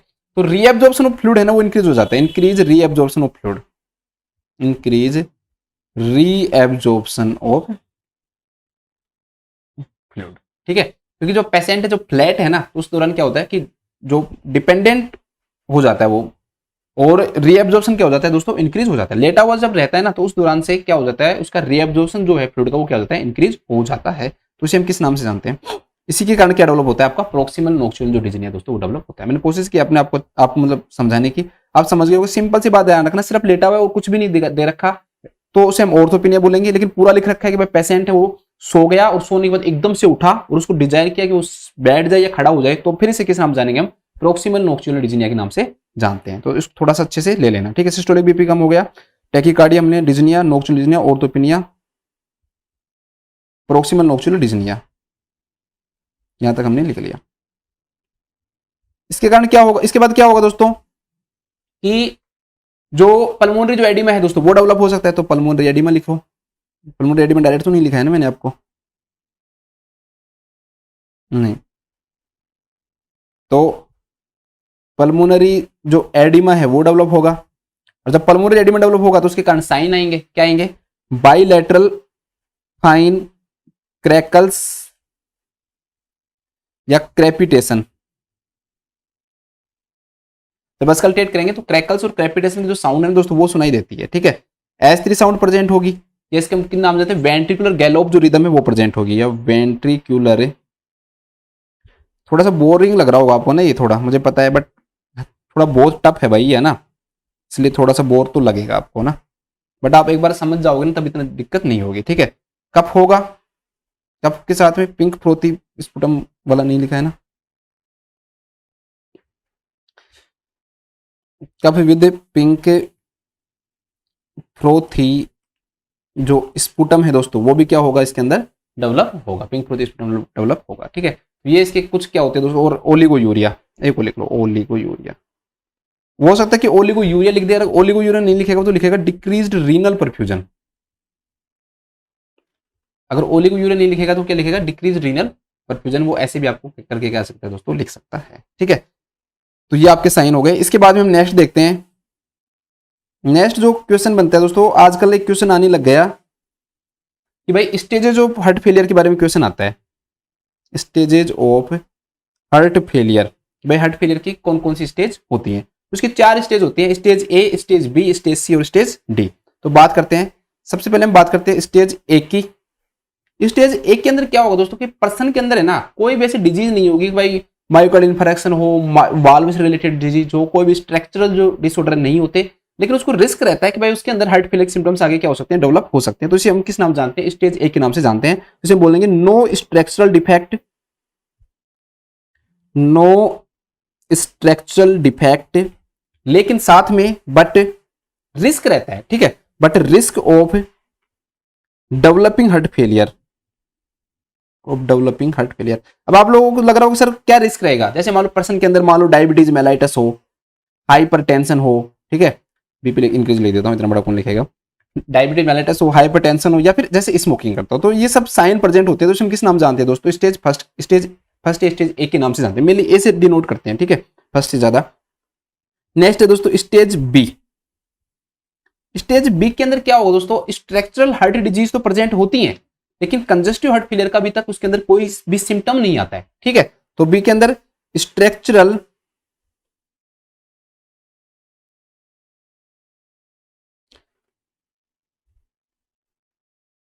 हार्ट डिजीज प्रेजेंट, जैसे मायोकार्डियल इन्फार्क्शन, वाल्वुलर डिजीज कोई भी, लेकिन बट कोई सिम्टम नहीं होता, but no symptom of heart failure, but heart failure के उसके अंदर कोई सिम्टम नहीं आता है। तो इसे हम किस नाम जानते हैं दोस्तों, स्टेज बी के नाम से जानते हैं। थर्ड आपका स्टेज सी। अब इसमें तो सब कुछ आ जाएगा, इसमें तो सोचने की बात ही नहीं है। तो स्ट्रक्चरल हार्ट डिजीज, एचडी मतलब heart disease plus symptom of heart failure, of heart failure. और लास्ट आपका स्टेज डी, ये तो सबसे बेकार है। अब आपको कह रहे हो सर हर चीज आ चुका तो फिर अब क्या बच गया। स्टेज डी को बोलते हैं रिफ्रैक्टरी। ठीक है, इसे हम किस नाम जानते हैं, रिफ्रैक्टरी हार्ट फेलियर के नाम से जानते हैं। रिफ्रैक्टरी हार्ट फेलियर मतलब क्या है दोस्तों कि सीवियर सिम्टम है, ट्रीटमेंट दे रहे हैं, मेडिकल थेरेपी दे रहे हैं, बट काम नहीं कर रही, तो इसे हम किस नाम जानते हैं, इस वर्ड को, रिफ्रैक्टरी वर्ड का मतलब यही होता है। ठीक है, तो पर्सन के अंदर जो सीवियर सिम्टम्स हैं आफ्टर मेडिकल थेरेपी के बाद भी, ठीक है, तो लिखो, इसमें लिखो severe symptom even after medical therapy. हमने मेडिकल पूरा ट्रीटमेंट उसको देके देख लिया, तब भी दोस्तों उस पर्सन के अंदर जो है ना वो सीवियर सिम्टम्स क्या हो रहे हैं, डेवलप हो रहे हैं। तो इसे हम किस में रखेंगे, स्टेज डी में रखेंगे। ठीक है, सिंपल सी बात हो गई, 4 स्टेज हो गई। पहले स्टेज के अंदर क्या है, कोई डिजीज ही नहीं है बट उसके अंदर रिस्क है। दूसरे के अंदर डिजीज आ गई बट सिम्टम नहीं है। तीसरे में डिजीज भी आ गई, सिम्टम भी आ गए। और चौथी के अंदर क्या होगा दोस्तों, रिफ्रैक्टरी हो गया। बस सिंपल सी बात है। इसके बाद हम बात करते हैं दोस्तों डायग्नोस्टिक इवैल्यूएशन की। इसके अंदर सबसे मोस्ट इंपॉर्टेंट जो डायग्नोस्टिक इवैल्यूएशन होता है वो ब्रेन नाइट्रियूरेटिक पेप्टाइड करते हैं। ठीक है, इसके जो लेवल है दोस्तों वो मोर देन 100 पिकोग्राम पर एमएल के हो जाता है, इंक्रीज हो जाता है। ठीक है, स्ट्रेचिंग के कारण ये इसका जो लेवल है दोस्तों इंक्रीज हो जाता है और ब्रेन नाइट्रियूरेटिक पेप्टाइड का लेवल क्या होगा, आपको बढ़ा हुआ मिलेगा। नेक्स्ट क्या करवा सकते हो आप चेस्ट एक्सरे करवा सकते हो। क्यों करवाओगे भाई, पल्मोनरी कंजेशन को देखने के लिए, पल्मोनरी एडिमा को देखने के लिए। तो ये सब ठीक है, फाइन क्रैकल्स साउंड जो है वो करके हमें पता लगेगा कि भाई उसके अंदर एयर एंट्री कितनी है, कम हो रही है, तो उसके बाद में हम ये सब चीजें करवाते हैं। ठीक है, इसके अलावा कोई डिसरिथमिया तो नहीं है क्योंकि हार्ट है, हार्ट का तो करवाना ही पड़ेगा, तो हमें ईसीजी भी करवा सकते हैं। इसके अलावा इकोकार्डियोग्राफी, क्या करवाते हैं दोस्तों, इकोकार्डियोग्राफी।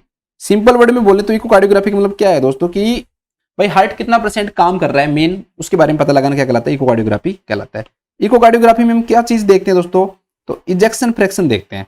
क्या देखते हैं हम, इजेक्शन फ्रैक्शन।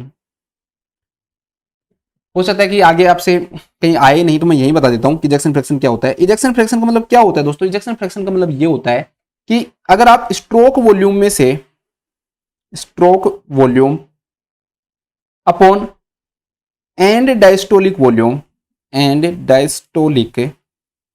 वॉल्यूम से डिवाइड करके अगर आप 100 से मल्टीप्लाई कर देते हो तो इसे हम किस नाम जानते हैं, इजेक्शन फ्रैक्शन नाम से जानते हैं। देखो अब ये सब छोड़ो, मैंने कहा था कभी भी टफ चीजें हमारे दिमाग में नहीं जाती हैं। सिंपल चीजें ये है दोस्तों कि ये आपका हार्ट है और ये आपका लेफ्ट वेंट्रिकल है। इसके अंदर डायस्टोल के बाद मतलब हार्ट के अंदर लेफ्ट वेंट्रिकल के अंदर ब्लड क्या हो गया, फिल हो गया। फिल होने के बाद कितना जो ब्लड है ना दोस्तों, पूरा का पूरा ब्लड नहीं जाता है, ध्यान रखना, ठीक है, कि पूरा का पूरा ब्लड नहीं जाता है। तो उसमें से कितना जो ब्लड है ना दोस्तों वो अरोटा में जा रहा है, ठीक है, पूरा ब्लड नहीं जाएगा, पूरा मान लो फिल हुआ है, उसमें से कितना ब्लड किसके अंदर जा रहा है दोस्तों, अरोटा के अंदर जा रहा है, उसे हम किस नाम से जानते हैं दोस्तों, इजेक्शन फ्रैक्शन के नाम से जानते हैं। एग्जाम्पल के रूप में मान लो किसके अंदर 100 ml ब्लड था, एग्जाम्पल के रूप में मान लो कि आप जो आपका लेफ्ट वेंट्रिकल उसके अंदर कितना ब्लड था, 100 ml ब्लड था, और इस 100 ml में से सिर्फ 60 ml जो ब्लड है दोस्तों वही किसके अंदर गया, आपका अरोटा में गया। This is the ejection fraction. यही क्या है, इजेक्शन फ्रैक्शन। अब इसको समझो भाई, स्ट्रोक वॉल्यूम मतलब ब्लड जा रहा है, कितने में से जा रहा है भाई, जितना पूरा ब्लड था। एंड डायस्टोलिक वॉल्यूम का मतलब क्या होता है कि भाई जब डायस्टोल खत्म हुआ, जब ब्लड जो है पूरा भर गया वेंट्रिकल से, उस वेंट्रिकल्स में भरने के बाद में कितना वॉल्यूम है, मतलब मैंने ये तो कहा कि भाई जितना पूरा वॉल्यूम है, मतलब 100 ml जो है that is and diastolic volume, इसमें से कितना जा रहा है 60 ml, मतलब हर बीट के साथ वो दैट इज स्ट्रोक वॉल्यूम, और इसको 100 से गुणा कर दोगे तो परसेंटेज के अंदर आ जाएगा भाई 60% जा रहा है, 50% जा रहा है, 100% जा रहा है, कितना जा रहा है, ठीक है। तो ये चीज आपको कहलाती है। तो स्ट्रोक वॉल्यूम तो क्या होगा कि blood pump in aorta during systole, मतलब कि जब कॉन्ट्रैक्शन करता है तो कितना ब्लड अरोटा के अंदर पंप हुआ, दैट इज आपका स्ट्रोक वॉल्यूम। और and diastolic volume, amount of blood in left ventricle at the end of diastole, जब पूरा ब्लड फिल हो गया, डायस्टोल हो गया, उसके बाद कितना ब्लड लेफ्ट वेंट्रिकल के अंदर है, that is and diastolic volume. भाई सिंपल सी बात ये है कि मान लो कि सिंपल सी बात ये है कि हार्ट के अंदर ब्लड है, वो पूरा भर गया, पूरा भर गया मतलब एंड डायस्टोलिक वॉल्यूम है, जो पूरा भरा हुआ वो एंड डायस्टोलिक वॉल्यूम है। अब उसमें से कितना ब्लड अरोटा में जाएगा, पूरा ब्लड अरोटा में नहीं जाता है, तो that is called ejection fraction, ठीक है। तो लिख लो एक बार, दोनों चीजें लिखवा देता हूं, क्योंकि मैं क्वेश्चन के अकॉर्डिंग पढ़ाता हूं तो कई बार क्वेश्चन आगे मिल नहीं पाते हैं। मैं आपको चाहता हूं कि कई चीजें पढ़ाना, बट क्वेश्चन नहीं मिल पाते तो फिर मुझे भी पीछे हटना पड़ता है। जैसे मैंने इसलिए मैंने आपको पूरी चीजें पढ़ाई कि मुझे पता था कि भाई पढ़ाना जरूरी है। सीपीआर के अंदर पूरा सीपीआर पढ़ाया क्योंकि मुझे पता है पढ़ाना जरूरी है, तो जो चीजें बहुत जरूरी है वो मैं पढ़ाऊंगा, ठीक है। तो एंड डायस्टोलिक वॉल्यूम क्या है दोस्तों, amount of blood in left ventricle at the end of diastole, ठीक है। शायद स्ट्रोक वॉल्यूम तो आपको यार लिखने की जरूरत पड़नी नहीं चाहिए, आपको लिख लेना blood pump in aorta during systole, बस लिख लो रे यार, blood pump in aorta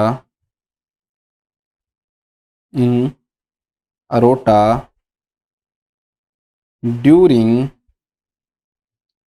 systole is known as stroke volume. तब इसमें परसेंटेज निकाल लेते हैं कि भाई कितना परसेंट, तो वही मानते हैं भाई हार्ट कितना परसेंट काम कर रहा है, जो अब सिंपल लैंग्वेज में हम बोलते हैं। तो नॉर्मल जो इजेक्शन जो फ्रैक्शन है दोस्तों, थोड़ा सा बुक में अलग अलग मिलता है, किसी में 55 से 70, किसी में 55 से 65, तो लगभग आप लिख लो 55 से और 70% नॉर्मल क्या होता है दोस्तों, इजेक्शन फ्रैक्शन होता है, ठीक है। ऐसे नहीं होगा आप सर 100% होना चाहिए हमारा हार्ट, कितना काम करना चाहिए 100%, तो मतलब वो काम करना बोलते हैं, बट मतलब क्या है कि कितना ब्लड कर रहा है, तो लगभग अगर 55% भी कर रहा है मतलब सही काम कर रहा है, जितना ब्लड आया उसमें से 55% भी अगर अरोटा में भेज रहा है वो तो सही काम कर रहा है। लेकिन अगर 40% भेज रहा है, 30% भेज रहा है, 20% भेज रहा है, तो सीधी सी बात हार्ट काम सही से नहीं कर रहा है, ठीक है। तो इकोकार्डियोग्राफी करवा दिया। इसके बाद में दोस्तों, इसके बाद में उस पर्सन के अंदर क्या करवाएंगे, कार्डियक एमआरआई भी करवा सकते हैं, ठीक है। आजकल क्या करवाने लग गई, एमआरआई होने लगी, this is known as cardiac, ठीक है। तो क्या कुछ ज्यादा नहीं पढ़ा हमने, एक हमने कार्डियक एमआरआई करवाया, एक हमने क्या करवाया दोस्तों आपका इको करवाया जिसके द्वारा इजेक्शन फ्रैक्शन का पता लगा, ईसीजी करवाया, एक्सरे करवाया, और ये दैट इज मोस्ट इंपोर्टेंट, ठीक है, ये सबसे ज्यादा इंपोर्टेंट है, ध्यान रखना थोड़ा सा। तो ये करवाया, तो ये सब आपका हो गया, ठीक है। इसके बाद में हम बात करते हैं दोस्तों इसके मैनेजमेंट की, यही कराऊंगा, सब कुछ खत्म करूंगा फिर इसको, बस आज की क्लास में ये क्वेश्चन हो गया तो सब कुछ हो गया, ऐसे मान लो आप। इसके बाद में हम बात करते हैं दोस्तों मैनेजमेंट की।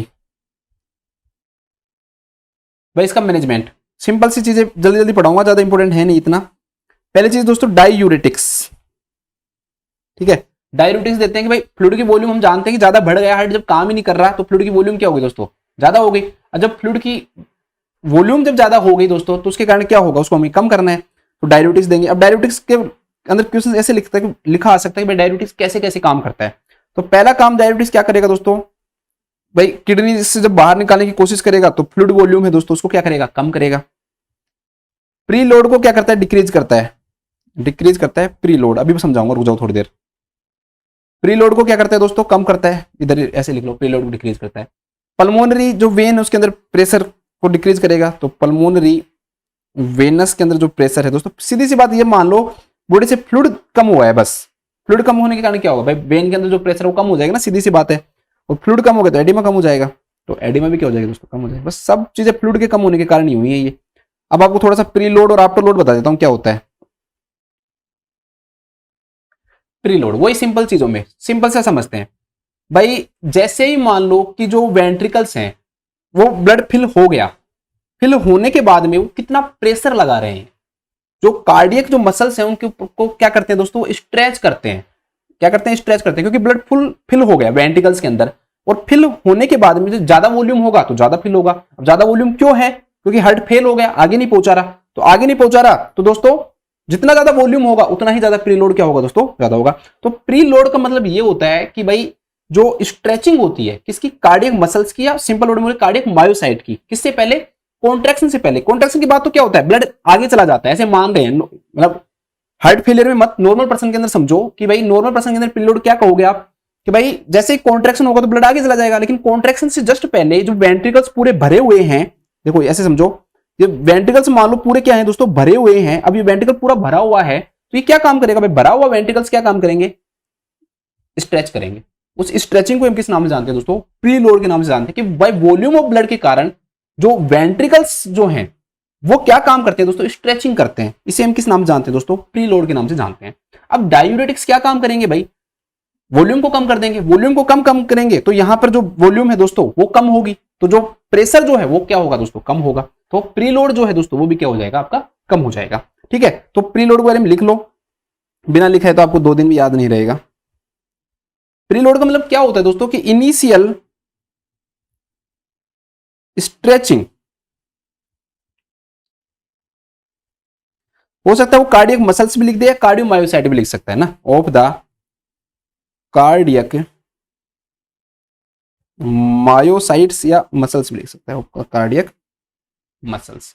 कब, कॉन्ट्रैक्शन से जस्ट पहले, क्योंकि कॉन्ट्रैक्शन जब होगा तब तो वो कम हो जाएगा ना, तो prior to contraction, prior to contraction. कोई कहेगा कि पड़ता क्यों है भाई, वॉल्यूम ऑफ ब्लड, जितना ज्यादा वॉल्यूम ऑफ ब्लड होगा वेंट्रिकल्स में डायस्टोल के एंड में, मतलब जब ब्लड फिल हुआ है that is the end of diastole, तो उस दौरान उसके एंड में तो ये क्यों होता है, due to volume of blood, blood की जो अमाउंट है, volume of blood, volume of जो ब्लड है किसके अंदर, वेंट्रिकल्स के अंदर, इन द वेंट्रिकल्स। कब होता है ये, जब फिल हो जाते हैं, पूरे भर जाते हैं, at the end of diastole, at the end of diastole. इसे हम किस नाम जानते हैं, प्रीलोड। अब भाई इस क्लास में ना आप लोगों को समझ में आ रहा होगा सर एक चीज ही कराया आपने हार्ट फेलियर, भाई मैंने बहुत सारी चीजें करवा दी आपको, मैंने आपको इजेक्शन फ्रैक्शन के बारे में बताया, प्रीलोड बता रहा हूँ, आफ्टर लोड बता रहा हूँ, भाई डाययूरेटिक्स के बारे में हम बात करेंगे। तो आप लोग है ना, बस मुझे इस चीज का बहुत दुख होता है कि ये मत समझ लेना यार कि सर है ना टाइम वेस्ट कर रहे हैं। मैं कभी भी आपका टाइम वेस्ट 1 मिनट भी नहीं करना चाहता हूँ, मैं नहीं चाहता हूँ कि भाई मेरे कारण टाइम वेस्ट हो जाए आपका, मैं कुछ ना कुछ चीजें लाना चाहता हूँ, इसलिए मैं सिर्फ हार्ट फेलियर पे कंसंट्रेट नहीं कर रहा, आपके कई सारे कंसेप्ट इससे क्लियर होंगे। बार बार आता है ejection fraction, pre load, after load, और आप लोग कंफ्यूज हो जाते हो, तो थोड़ा सा इसको ध्यान रखना। अब दोस्तों आफ्टर लोड जो वर्ड है ना, इसका मतलब ये है कि जो लेफ्ट वेंट्रिकल है ना, एक्चुअली में वो ब्लड को पंप करना चाह रहा है अरोटा में, लेकिन पूरा ब्लड पंप नहीं कर पाता, क्यों, उसको कुछ प्रेशर फील होता है आगे, पूरा नहीं भेजता, हमने इजेक्शन फ्रैक्शन में यही पढ़ा है। तो जो प्रेशर जो है हार्ट का अगेंस्ट द हार्ट, जो प्रेशर फील होता है उसको भाई ब्लड को इजेक्ट करने के लिए, that is known as afterload. ठीक है भाई, जो पूरा ब्लड क्यों नहीं पंप कर पाता है वो, क्योंकि उसको प्रेशर फील होता है, तो this is known as afterload. तो प्रेशर और रेसिस्टेंट जो लेफ्ट वेंट्रिकल है, ठीक है, उसको जो फील होता है जिसके कारण से वो कंप्लीट ब्लड को नहीं भेज पा रहा है अरोटा में, that is known after load. या फिर सिंपल सी बात समझो, अगर उस प्रेशर से वो ओवरकम होगा, बाहर निकलेगा, तभी उस ब्लड को क्या कर पाता है, वो आगे भेज पाता है। सोचो कि इतना ज्यादा प्रेशर हो गया कि वो भेज ही नहीं पा रहा, तो ब्लड आगे नहीं जाएगा, लेकिन उसको उस प्रेशर से बाहर निकलना पड़ता है, ओवरकम होना पड़ता है, उस आगे जो रेसिस्टेंस फील हो रहा है, उसको आगे जो रेसिस्टेंस फील हो रहा है, देखो वो कोशिश करता है कि भाई यहां से ब्लड भेजूं, लेकिन कुछ ऐसा प्रेशर काम करता है आगे का कि वो पूरा ब्लड नहीं भेज पाता है। तो इसे हम किस नाम से जानते हैं दोस्तों? आफ्टर लोड के नाम से जानते हैं। तो पूरा ब्लड नहीं भेज पाता, क्यों? क्योंकि आगे उसे क्या फील हो रहा है? रेसिस्टेंस फील हो रहा है। ठीक है, तो उसे हम किस नाम जानते हैं? आफ्टर लोड के नाम से जानते हैं। तो लिख लो इसमें आफ्टर लोड की थोड़ी सी डेफिनेशन लिख लो, समझ में आ जाएगा। प्रेशर और रेसिस्टेंस, मैं को दो डेफिनेशन लिखा रहा हूं ताकि गलती नहीं हो। That the left ventricle must overcome, that the overcome मतलब बाहर निकलना। भाई अगर मान लो उसने पूरा प्रेशर फील कर लिया और वो बाहर नहीं निकल पा रहा, तो ब्लड आगे जाएगा नहीं एरोटा में। लेकिन वो क्या करता है दोस्तों? कोशिश करता है कि भाई उस रेजिस्टेंस को कम करने के लिए, उस प्रेशर को कम करने के लिए, ताकि वो ब्लड को आगे क्या कर पाए? सर्कुलेट कर पाए। ठीक है, टू इजेक्ट और सर्कुलेट ब्लड, मतलब अरोटा में भेजना, सर्कुलेट ब्लड। तो ये जो प्रेशर और रेसिस्टेंस जो वेंट्रिकल्स फील करता है ना, इसे हम किस नाम से जानते हैं दोस्तों? आफ्टर लोड के नाम से जानते हैं। सिंपल सी बात है कि भाई ब्लड आगे भेजने में उसे दिक्कत आती है और उस दिक्कत से उसे बाहर निकलना होता है। तो प्रेशर रेसिस्टेंस जो फील करता है ना, उसे हम किस नाम जानते हैं? आफ्टर लोड के नाम से जानते हैं। या फिर ऐसे लिखा हो सकता है कि प्रेशर अगेंस्ट द हार्ट,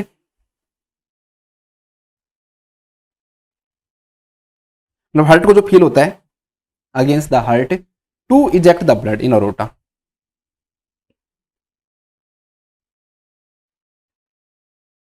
इसे हम किस नाम जानते हैं दोस्तों? आफ्टर लोड के नाम से जानते हैं। ठीक है, थी एक सिंपल सी लाइन। बट अब देखो, डिक्रीज प्रीलोड, भाई जब फ्लूइड कम रहेगा तो जो स्ट्रेचिंग जो होता है वो कम हो जाएगा, तो प्रीलोड क्या हो जाएगा? कम हो जाएगा। पल्मोनरी वेन कंजेशन कम हो जाएगा क्योंकि फ्लूइड कम है, तो आगे कंजेशन कम होगा। और जो एडिमा है दोस्तों, उसके कारण एडिमा भी क्या हो जाएगी? आपकी कम हो जाएगी। ठीक है, तो ये सब चीजें कम होती हैं। अब हम इसमें पढ़ते हैं कि भाई हमने डाययूरेटिक्स पढ़ रहे हैं हम, कि डाययूरेटिक्स क्या क्या काम करती हैं। अब एग्जांपल्स के रूप में मेनली कौन कौन सी डाययूरेटिक्स यूज करते हैं? तो एक्चुअली में दोस्तों जो डाययूरेटिक्स सबसे मेन यूज करते हैं ना, वो हम लूप डाययूरेटिक्स ही करते हैं। ठीक है, मेनली हम लूप डाययूरेटिक ही मोस्टली यूज करते हैं, मोस्ट कॉमन, जिसके अंदर जैसे फ्यूसिमाइड, ब्यूमेटानाइड, ये सब आती हैं।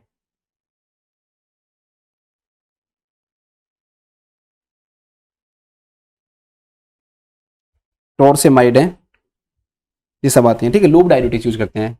या फिर हम यूज करते हैं दूसरे नंबर पे, वैसे कम करते हैं, थाइजाइड डाययूरेटिक्स यूज करते हैं, जैसे कि हाइड्रोक्लोरथाइजाइड, हाइड्रोक्लोरथाइजाइड। ठीक है, आप लोगों को मैंने पढ़ाया हुआ है पहले, तो ज्यादा होने। या फिर पोटेशियम जो स्पेरिंग डाययूरेटिक्स है दोस्तों, वो यूज करते हैं। पोटेशियम स्पेरिंग डाययूरेटिक्स, जैसे स्पाइरोलैक्टोन और एपलेरिनोन।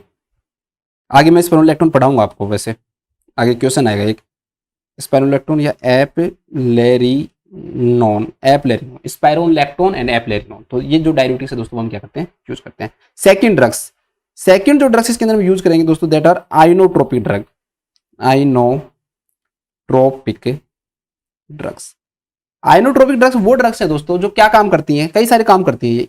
हार्ट की कॉन्ट्रैक्टिलिटी को क्या करती है? इंक्रीज कर देती हैं, क्योंकि कॉन्ट्रैक्टिलिटी जब इंक्रीज होगी तभी हार्ट क्या करेगा दोस्तों? प्रेशर कोज करेगा। या फिर कार्डियक जो आउटपुट है या स्ट्रोक जो वॉल्यूम है दोस्तों, उसको भी क्या करती है? ये इंक्रीज करती है। साथ में ये थोड़े अमाउंट में क्या करवाती है दोस्तों? वैसो जो डायलेशन है दोस्तों, वो भी क्या करवाती है? कोज करवाती है। वैसो डायलेशन है वो भी क्या करवाती है? कोज करवाती है। ठीक है, एग्जाम्पल के रूप में अगर आप लेना चाहो तो दो, जैसे कि आपकी बीटा एड्रिनर्जिक जो एगोनिस्ट जो ड्रग्स हैं, बीटा ब्लॉकर्स नहीं है, ये ध्यान रखना, बीटा एड्रिनर्जिक एगोनिस्ट बोल रहा हूं मैं, बीटा एड्रिनर्जिक एगोनिस्ट जो ड्रग है वो हम इस यूज करते हैं। जैसे कि आपकी डोबूटामाइन और डोपामिन, डोब्यूटामाइन और आपकी डोपामिन। बस नाम याद रख लेना, और कौन सी कैटेगरी की ड्रग है दोस्तों, बस ये याद रख लेना, और आपको कोई याद करने की जरूरत नहीं है। ठीक है, तो आइनोट्रोपिक ड्रग के अंदर पहली ए लिख लो, बीटा एड्रिनर्जिक एगोनिस्ट। सेकंड जो ड्रग आती है इसके अंदर, दैट इज फोस्फोडाइएस्टिरेज इनहिबिटर्स। फोस्फोडाइएस्टिरेज इनहिबिटर्स, ये क्या काउज करती है? एक्चुअली जो ब्लड वेसल्स हैं उनको डायलेट करने में ज्यादा मदद करती हैं, और कॉन्ट्रैक्टिलिटी है वो सब चीजें करवाती हैं। ठीक है, इसके जो एग्जांपल है, देखो मैं एक लड़के को पूछा, मैंने भाई कई दिनों में मुझे मिला वो, तो मैंने कहा भाई तो अमीर बन पाया क्या? तो अमीर से या अमेरिका जा पाया, कैसे याद रखो, अमेरिका जा पाया क्या? वो अमेरिका जाना चाहता था, वो बोला नहीं अमेरी नन, मैं अमेरिका नहीं जा पाया। उसने बोला मैं अमेरी नहीं। फिर मैं कोई तुझे मिली क्या, कोई मिल रही, वो नहीं होगा कुछ, कोई मिली भी नहीं, ठीक है, मिल रही नन। अब आप लोगों से कौन नहीं मिल रही, अरे मैं वैसे ही, मैं तो नारी के बारे में कह रहा हूँ कि नारी मिली क्या, वैसे ही मैं नारी के बारे में कह रहा हूँ, वहां भी कह रहा है नहीं नहीं मिली। तो 3 ड्रग्स आती है इसके अंदर। अमेरिका जा पाया, नहीं, नन। कोई मिल रही क्या, नहीं मिल रही, नन। अरे वैसे मैं नारी के बारे में बात कर रहा था, तो वैस नारी, नन। ठीक है, ऐसे याद हो जाएगा आपको। वैसे याद करने में दिक्कत आती है, मुझे पता है, थोड़ी ड्रग्स तो ऐसे ट्रिक रहेगी तो याद रहेगा। तो एमरी, मिलरी और वैसनारी, नन। ठीक है, एमरी, मिलरी और वैसनारी, नन। ठीक है, क्या आप भी सोच रहे हो सर कैसे कैसे ट्रिक लाते हो, बकवास। ठीक है, नेक्स्ट जो ड्रग है दोस्तों इसके अंदर हम पढ़ते हैं, डिजिटेलिस ग्लाइकोसाइड यूज करते हैं, अच्छे से पढ़ाया हुआ डिजोक्सिन के बारे में।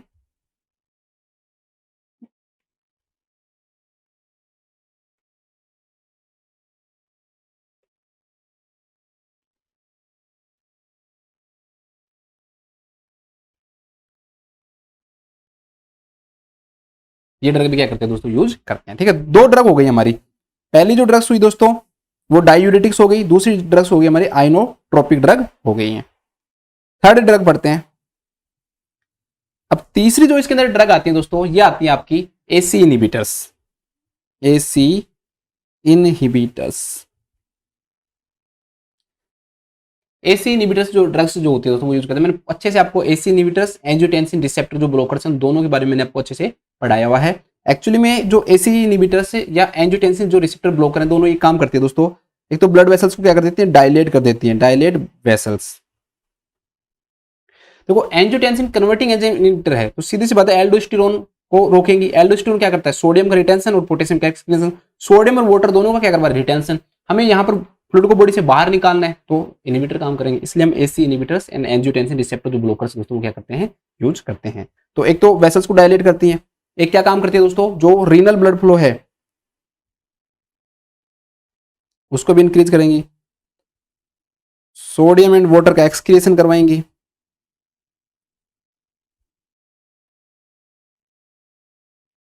सोडियम और वाटर क्या करवाती है, एक्सक्रेशन करवाती है। तो सिंपल सी बात है, फ्लूइड वॉल्यूम को क्या कर रही है, कम कर रही है, फ्लूइड वॉल्यूम को कम कर, दोनों यहीं पे लिख लो ना।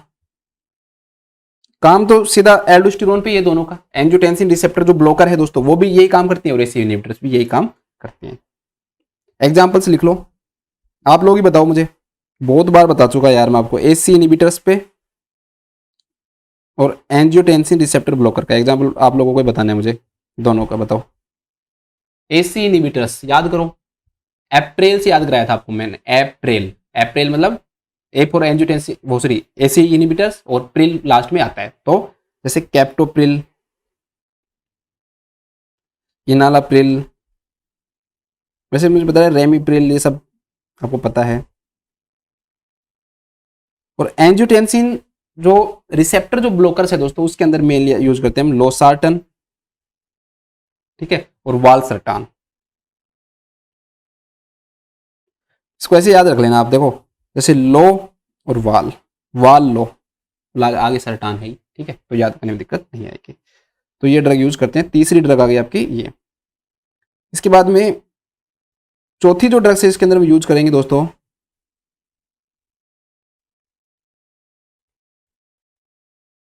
चौथी ड्रग्स इसके अंदर हम यूज करते हैं, वो यूज करते हैं वैसोडाइलेटर्स,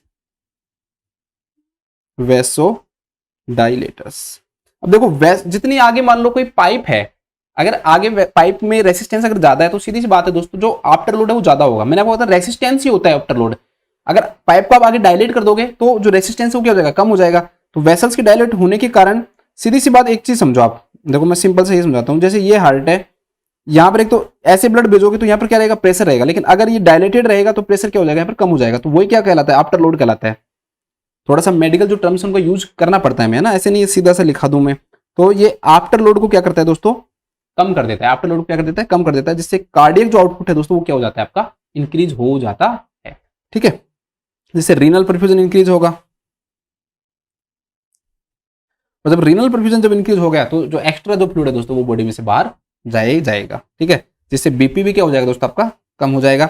और बीपी जब कम होगा तो फिर उसके बाद में जब फ्लूइड बॉडी से बाहर चला गया तो वॉल्यूम कम हो जाएगी, तो जो प्री लोड है वो भी क्या हो जाएगा दोस्तों, आपका कम हो जाएगा। एग्जाम्पल के रूप में क्या यूज करते हैं, नाइट्रोप्यूरिसाइड, नाइट्रेट्स, हाइड्रोलेजिन,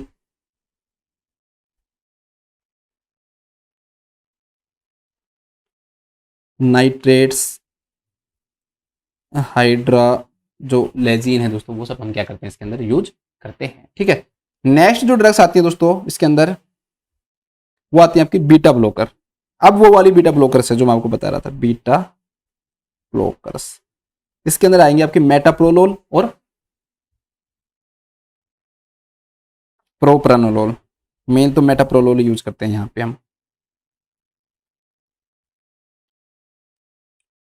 तो ये भी क्या काम करती है दोस्तों, आफ्टर लोड को कम करती हैं, डिक्रीज आफ्टर लोड, मतलब रेसिस्टेंस को कम करती हैं, तो डिक्रीज आफ्टर लोड। सब पढ़ाया हुआ है मैंने वैसे आपको ना, बीटा ब्लॉकर सब पढ़ाया हुआ है। आप पिछली जो क्लासेस अगर किसी बच्चे ने देखी है ना, तो मैंने सब कुछ करवा रखी है, ये एंटी हाइपरटेंसिव ड्रग में सारी करवाई। इसके अंदर है ना मोरफिन ड्रग भी देते हैं दोस्तों, उसके कई सारे रीजन हैं। मोरफिन ड्रग का सबसे मेन रीजन तो ये है कि दोस्तों, मैंने आपको पढ़ाया था, सिर्फ पेन में काम नहीं करता है, पल्मोनरी जो कंजेशन है उसको भी कम करता है। मैंने आगे आपको पहले पढ़ाया हुआ है ना। तो एक तो ये पल्मोनरी जो कंजेशन है ना दोस्तों, उसको क्या करता है, कम करता है। तो पल्मोनरी कंजेशन तो बढ़ा हुआ होता है, तो पल्मोनरी कंजेशन को कम करता है। साथ में ये एंजाइटी को कम करेगा, और पल्मोनरी कंजेशन कम होगा तो प्री लोड और आफ्टर लोड भी क्या हो जाता है, कम हो जाता है। Pre load and after load भी क्या हो जाता है दोस्तों, आपका कम हो जाता है। प्री लोड और आफ्टर लोड भी क्या हो जाता है, कम हो जाता है। ठीक है, एक ड्रग और है इसमें लास्ट जो इसमें यूज करते हैं हम, एंटीकोगुलेंट।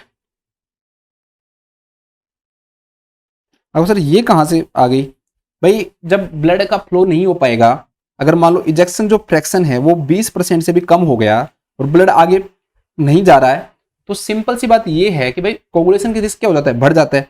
तो अगर दो कंडीशन है, क्या तो इजेक्शन फ्रैक्शन 20% से कम हो या एट्रियल फिब्रिलेशन हो दोस्तों, जब हमें थ्रोम्बोसिस और एम्बोलिज्म के चांसेस क्या हो जाते हैं, बढ़ जाते हैं, उस कंडीशन के अंदर हमें क्या देनी पड़ती है दोस्तों, आपकी एंटीकोगुलेंट देनी पड़ती है। ठीक है, बस अब इस थोड़ा सा नर्सिंग मैनेजमेंट देख लो हल्का सा।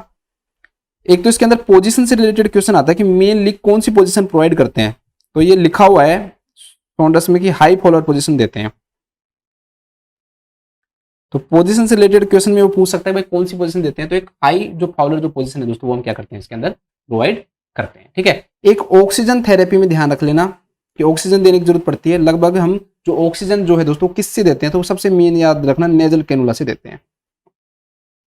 ऑक्सीजन किसे देते हैं, नेजल कैनुला। इसके अलावा इनटेक आउटपुट को मेंटेन करना, हार्ट रेट को मेंटेन करना। ठीक है, जो पेशेंट है दोस्तों उसको मतलब कि जो आईवी एक्सेस है वो उसके अंदर डालना, डायूरेटिक्स प्रोवाइड करना, जो भी ड्रग्स हैं वो एडमिनिस्टर करना। मतलब ऐसे क्वेश्चंस नहीं बनते, जहाँ क्वेश्चंस नहीं बनते वहां पर पढ़ने का कोई फायदा नहीं है। बस यहाँ पर ये दो क्वेश्चंस हैं, ये आपको क्या रखने हैं दोस्तों, याद रखने हैं। ठीक है, आज की हमारी क्लास में बस यही चीजें आएंगी। अब खत्म हो गया हमारा सब कुछ। देखो एक बस स्पाइरोलैक्टोन पढ़ाऊंगा लास्ट क्वेश्चंस में, और बाकी आपको कुछ नहीं पढ़ना। चलो देखते हैं क्वेश्चन क्या है कि एक क्लाइंट है दोस्तों, उसको एडिमा है इन lower extremity during the day and disappear at night. किस चीज का साइन है दोस्तों, तो एडिमा वाला साइन किसमें बताया मैंने आपको, राइट वेंट्रिकुलर हार्ट फेलियर में बताया। देखो राइट वेंट्रिकुलर हार्ट फेलियर के अंदर ये देखो oedema may disappear at night. ठीक है, तो इस क्वेश्चन का राइट आंसर क्या हो जाएगा, राइट वेंट्रिकुलर हार्ट फेलियर। लिख लो, लिखो राइट वेंट्रिकुलर हार्ट फेलियर में, राइट वेंट्रिकुलर हार्ट फेलियर में, ये वाली लैंग्वेज लिखूंगा, में पर्सन को एडिमा ड्यूरिंग डे, वैसे ना ये पहले के स्टेज में है, एडवांस स्टेज में जब चला जाएगा ना जब, तो पूरा ही एडिमा रहता है, जब रात हो चाहे दिन हो, oedema during day and that disappear at night, and that disappear at night present होती है। ठीक, नेक्स्ट क्वेश्चन देखते हैं। अब क्वेश्चंस बहुत सिंपल हैं, अब आपको सारे क्वेश्चन सोल्व हो जाएंगे। मैंने सब कुछ करवा दिया आपको, क्वेश्चन से रिलेटेड कुछ नहीं बचेगा। नेक्स्ट क्वेश्चन क्या है कि एक client admitted to the hospital has edematous ankle. ठीक है, edematous ankle, what should the nurse do to first reduce edema at the lower extremities. बताओ नर्स क्या काम करेगी एडिमा को रिड्यूस करने के लिए। देखो पहला है रेस्ट्रिक्ट फ्लूइड। हो सकता है कि भाई फ्लूइड को आप रेस्ट्रिक्ट कर सकते हो, लेकिन ये नर्स का काम नहीं है, नर्स का इंडिपेंडेंट फंक्शन नहीं है। हमें हेल्थ केयर प्रोवाइडर के ऑर्डर की जरूरत पड़ेगी, और इलास्टिक बैंडेज को अप्लाई करने के लिए भी हमें जरूरत पड़ेगी। ठीक है, तो ये दोनों तो वैसे ही गलत हो गए। नेक्स्ट दोस्तों दो आते हैं, elevate the leg and do range of motion exercises. दोनों सही हैं, लेकिन मोस्ट प्रायोरिटी अगर हम देखें ना तो एलिवेट द लेग्स पे क्या पड़ेगा दोस्तों, ज्यादा फर्क पड़ेगा, क्योंकि एलिवेट जो लेग होगा ना उससे वेनस रिटर्न क्या हो जाता है दोस्तों, इंक्रीज हो जाता है, क्योंकि लेग के एलिवेट होने के कारण लेग को जब एलिवेट करोगे तो वेनस जो रिटर्न है दोस्तों वो क्या हो जाता है आपका, इंक्रीज हो जाता है, वेनस रिटर्न क्या हो जाता है, इंक्रीज हो जाता है। ठीक है, थोड़ा सा इसको ध्यान रखना।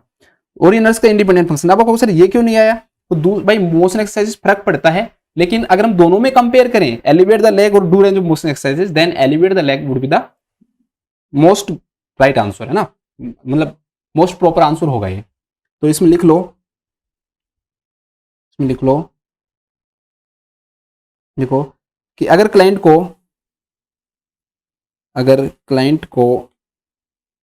में लिखो, अगर क्लाइंट में एडिमेटस लेग प्रेजेंट हैं, एडिमेटस लेग प्रेजेंट है तो नर्स को एलिवेट द, तो नर्स को एलिवेट द लेग को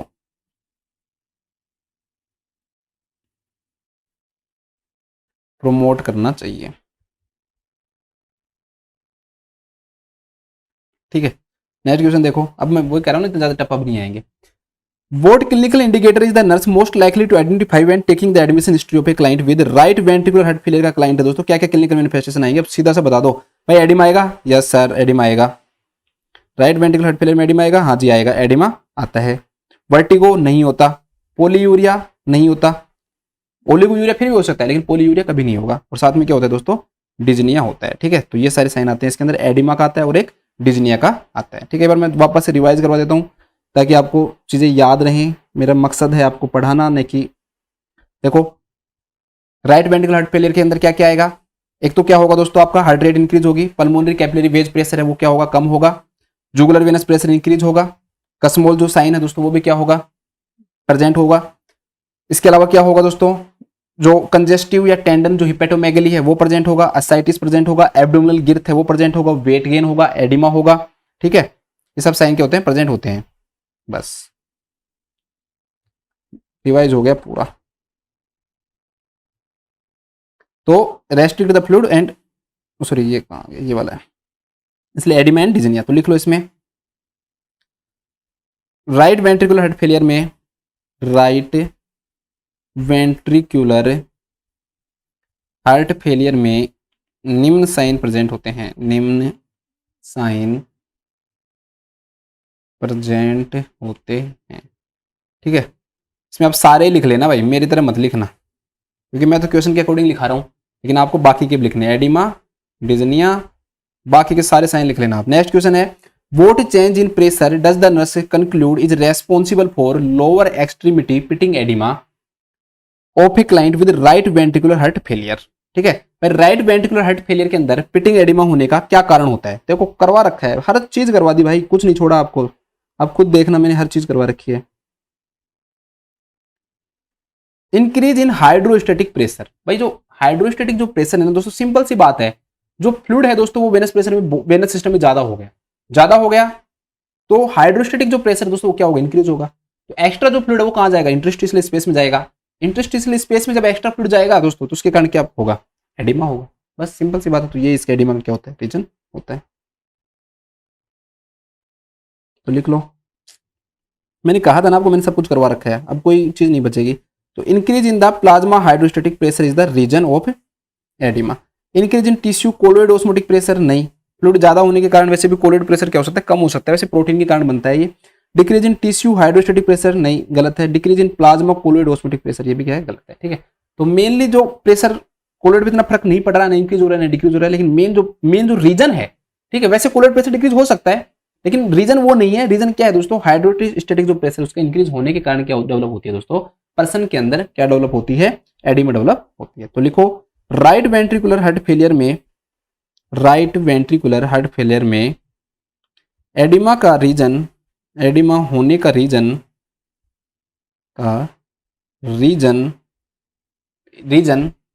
प्लाज्मा हाइड्रोस्टैटिक प्रेशर का, प्लाज्मा हाइड्रोस्टैटिक प्रेशर का इंक्रीज होना है, इंक्रीज होना है। ठीक है, नेक्स्ट क्वेश्चन देखते हैं। नेक्स्ट क्वेश्चन क्या है, the family of a client with right ventricular heart failure express concerns about the client's increasing abdominal girth. ठीक है भाई, राइट वेंट्रिकुलर हार्ट फेलियर के अंदर हम जानते हैं दोस्तों, जब राइट वेंट्रिकल से काम नहीं काम करेगा तो जो वेनस प्रेशर है वो बढ़ेगा, वेनस सिस्टम के अंदर ब्लड बढ़ेगा, तो उसके कारण क्या होगा दोस्तों, एसाइटिस डेवलप होगा, और एसाइटिस के कारण क्या होगा, एब्डोमिनल गर्थ जो है वो बढ़ेगी। तो क्या रीजन होता है दोस्तों इसका तो इसका भी रीजन मैंने आपको पढ़ा रखा है। आ जाओ, टाइम वेस्ट नहीं करेंगे भाई, पढ़ाया हुआ है मैंने आपको हर चीज।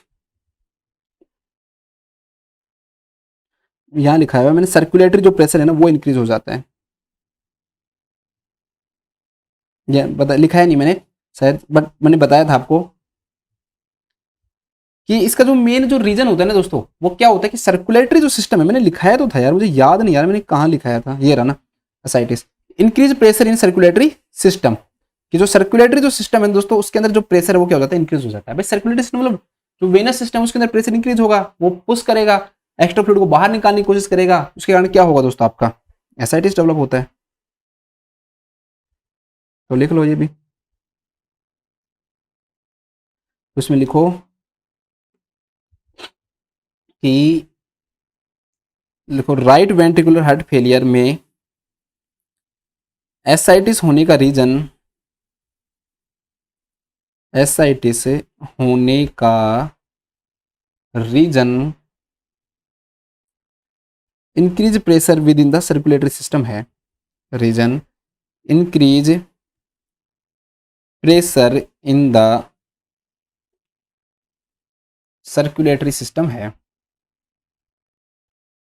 सर्कुलेटरी सिस्टम है। ठीक है, बाकी का ऑप्शन देखो, loss of cellular constituents in the blood कोई कारण नहीं है, रैपिड ऑस्मोसिस नहीं होता, रैपिड डिफ्यूजन नहीं होता, मेन रीजन प्रेशर इंक्रीज हो जाता है सर्कुलेटरी सिस्टम में, वही इसका क्या बनता है दोस्तों, रीजन बनता है। ठीक है, इसके बाद में हम देखते हैं नेक्स्ट क्वेश्चन, और आज का हमारा last question, what dietary choices should the nurse instruct the client taking स्पाइरोलेक्टोन।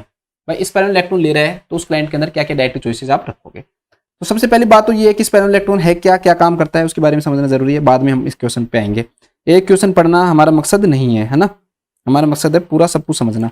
स्पाइरोलेक्टोन पहली चीज ध्यान रखना, पोटेशियम स्पेयरिंग डायूरेटिक है, स्पेयरिंग डायूरेटिक है। एक दूसरा एग्जांपल और पोटेशियम स्पेयरिंग डायूरेटिक का पूछे तो एपलेरिनोन है, एपलेरिनोन है। नेक्स्ट क्वेश्चन क्या है दोस्तों, पोटेशियम स्पेयरिंग डायूरेटिक तो है ही ये, मतलब पोटेशियम को बॉडी से बाहर नहीं जाने देती, पोटेशियम का क्या करती है, रिटेंशन करवाती है, लेकिन साथ में ये एल्डोस्टेरोन एंटागोनिस्ट भी है, एल्डोस्टेरोन एंटागोनिस्ट है। ठीक है, तो एल्डोस्टेरोन काम नहीं करेगा, तो एल्डोस्टेरोन जस्ट ऑपोजिट काम करेगा। तो एल्डोस्टेरोन क्या काम करवाता है दोस्तों, आपका सोडियम का रिटेंशन, और पोटेशियम का क्या करवाता है दोस्तों, एक्सक्रीशन करवाता है। तो ये क्या काम करवाएगा दोस्तों, सोडियम का रिटेंशन, पोटेशियम का एक्सक्रीशन। तो अब इससे क्या होगा, उसके जस्ट ऑपोजिट काम होगा, जब ऑपोजिट काम होगा तो इससे रिटेंशन ऑफ सोडियम होगा, सॉरी रिटेंशन ऑफ पोटेशियम होगा, साथ में क्या होगा, हाइड्रोजन आयन। देखो एल्डोस्टेरोन का सिंपल सा काम है सोडियम का रिटेंशन करवाना, वाटर का रिटेंशन करवाना, और पोटेशियम का क्या करवाना, एक्सक्रीशन करवाना। अब मैं कह रहा हूं कि ये एल्डोस्टेरोन एंटागोनिस्ट है, मतलब जस्ट एल्डोस्टेरोन के ऑपोजिट काम करेगा। एल्डोस्टेरोन सोडियम का रिटेंशन करवाता है तो एंटागोनिस्ट होगा, तो इससे क्या होगा दोस्तों, रिमूवल ऑफ सोडियम होगा, रिमूवल ऑफ क्या होगा दोस्तों, सोडियम एंड वाटर होगा, और रिटेंशन ऑफ द पोटेशियम और हाइड्रोजन आयन होगा। कोई दिक्कत है इसमें, मुझे नहीं लगता कि इसमें कोई भी आपको कोई प्रॉब्लम होनी चाहिए। क्वेश्चंस इसके साइड इफेक्ट से आते हैं, किसके क्या क्या साइड इफेक्ट होते हैं। भाई सिंपल सी बात ये है कि जब पोटेशियम क्या होगा दोस्तों, रिटेन होगा, उसके कारण पोटेशियम बढ़ेगा, पोटेशियम बढ़ेगा तो हाइपरकैलेमिया होगा। अब आज का मेरा क्वेश्चन है आपके लिए कि कितना हाइपरकैलेमिया, कितना मिलीक्यूरेंट से ज्यादा होने पर होता है पोटेशियम का, बहुत सिंपल है, इसी से सिंपल कोई क्वेश्चन नहीं है। दूसरी बात दोस्तों, मैंने आपको यहां पर एक चीज और लिखाई है, retention of potassium and hydrogen ion. Simple सी बात है, जब हाइड्रोजन आयन बढ़ेंगे दोस्तों तो उसके कारण क्या होगा, मेटाबॉलिक एसिडोसिस भी डेवलप होता है। तो इसके अंदर मेटाबॉलिक एसिडोसिस भी क्या होगा दोस्तों, डेवलप होगा। एक और होता है डेवलप इसमें, ये जरूर याद रखना, गायनेकोमेस्टिया। क्या याद रखना दोस्तों, गायनिकोमेस्टिया। मेल के अंदर जो ब्रेस्ट उनका क्या हो जाता है, डेवलपमेंट हो जाता है। ऐसे कहते हैं कि जो स्पाइरोलैक्टोन ड्रग है ना दोस्तों, उसको देने के कारण मेनली स्पाइरोलैक्टोन से रिलेटेड है ये। पोटेशियम स्पेरिंग डायबिटिक में भी ध्यान रखना, ये मेनली किससे रिलेटेड है, स्पाइरोलैक्टोन से रिलेटेड है।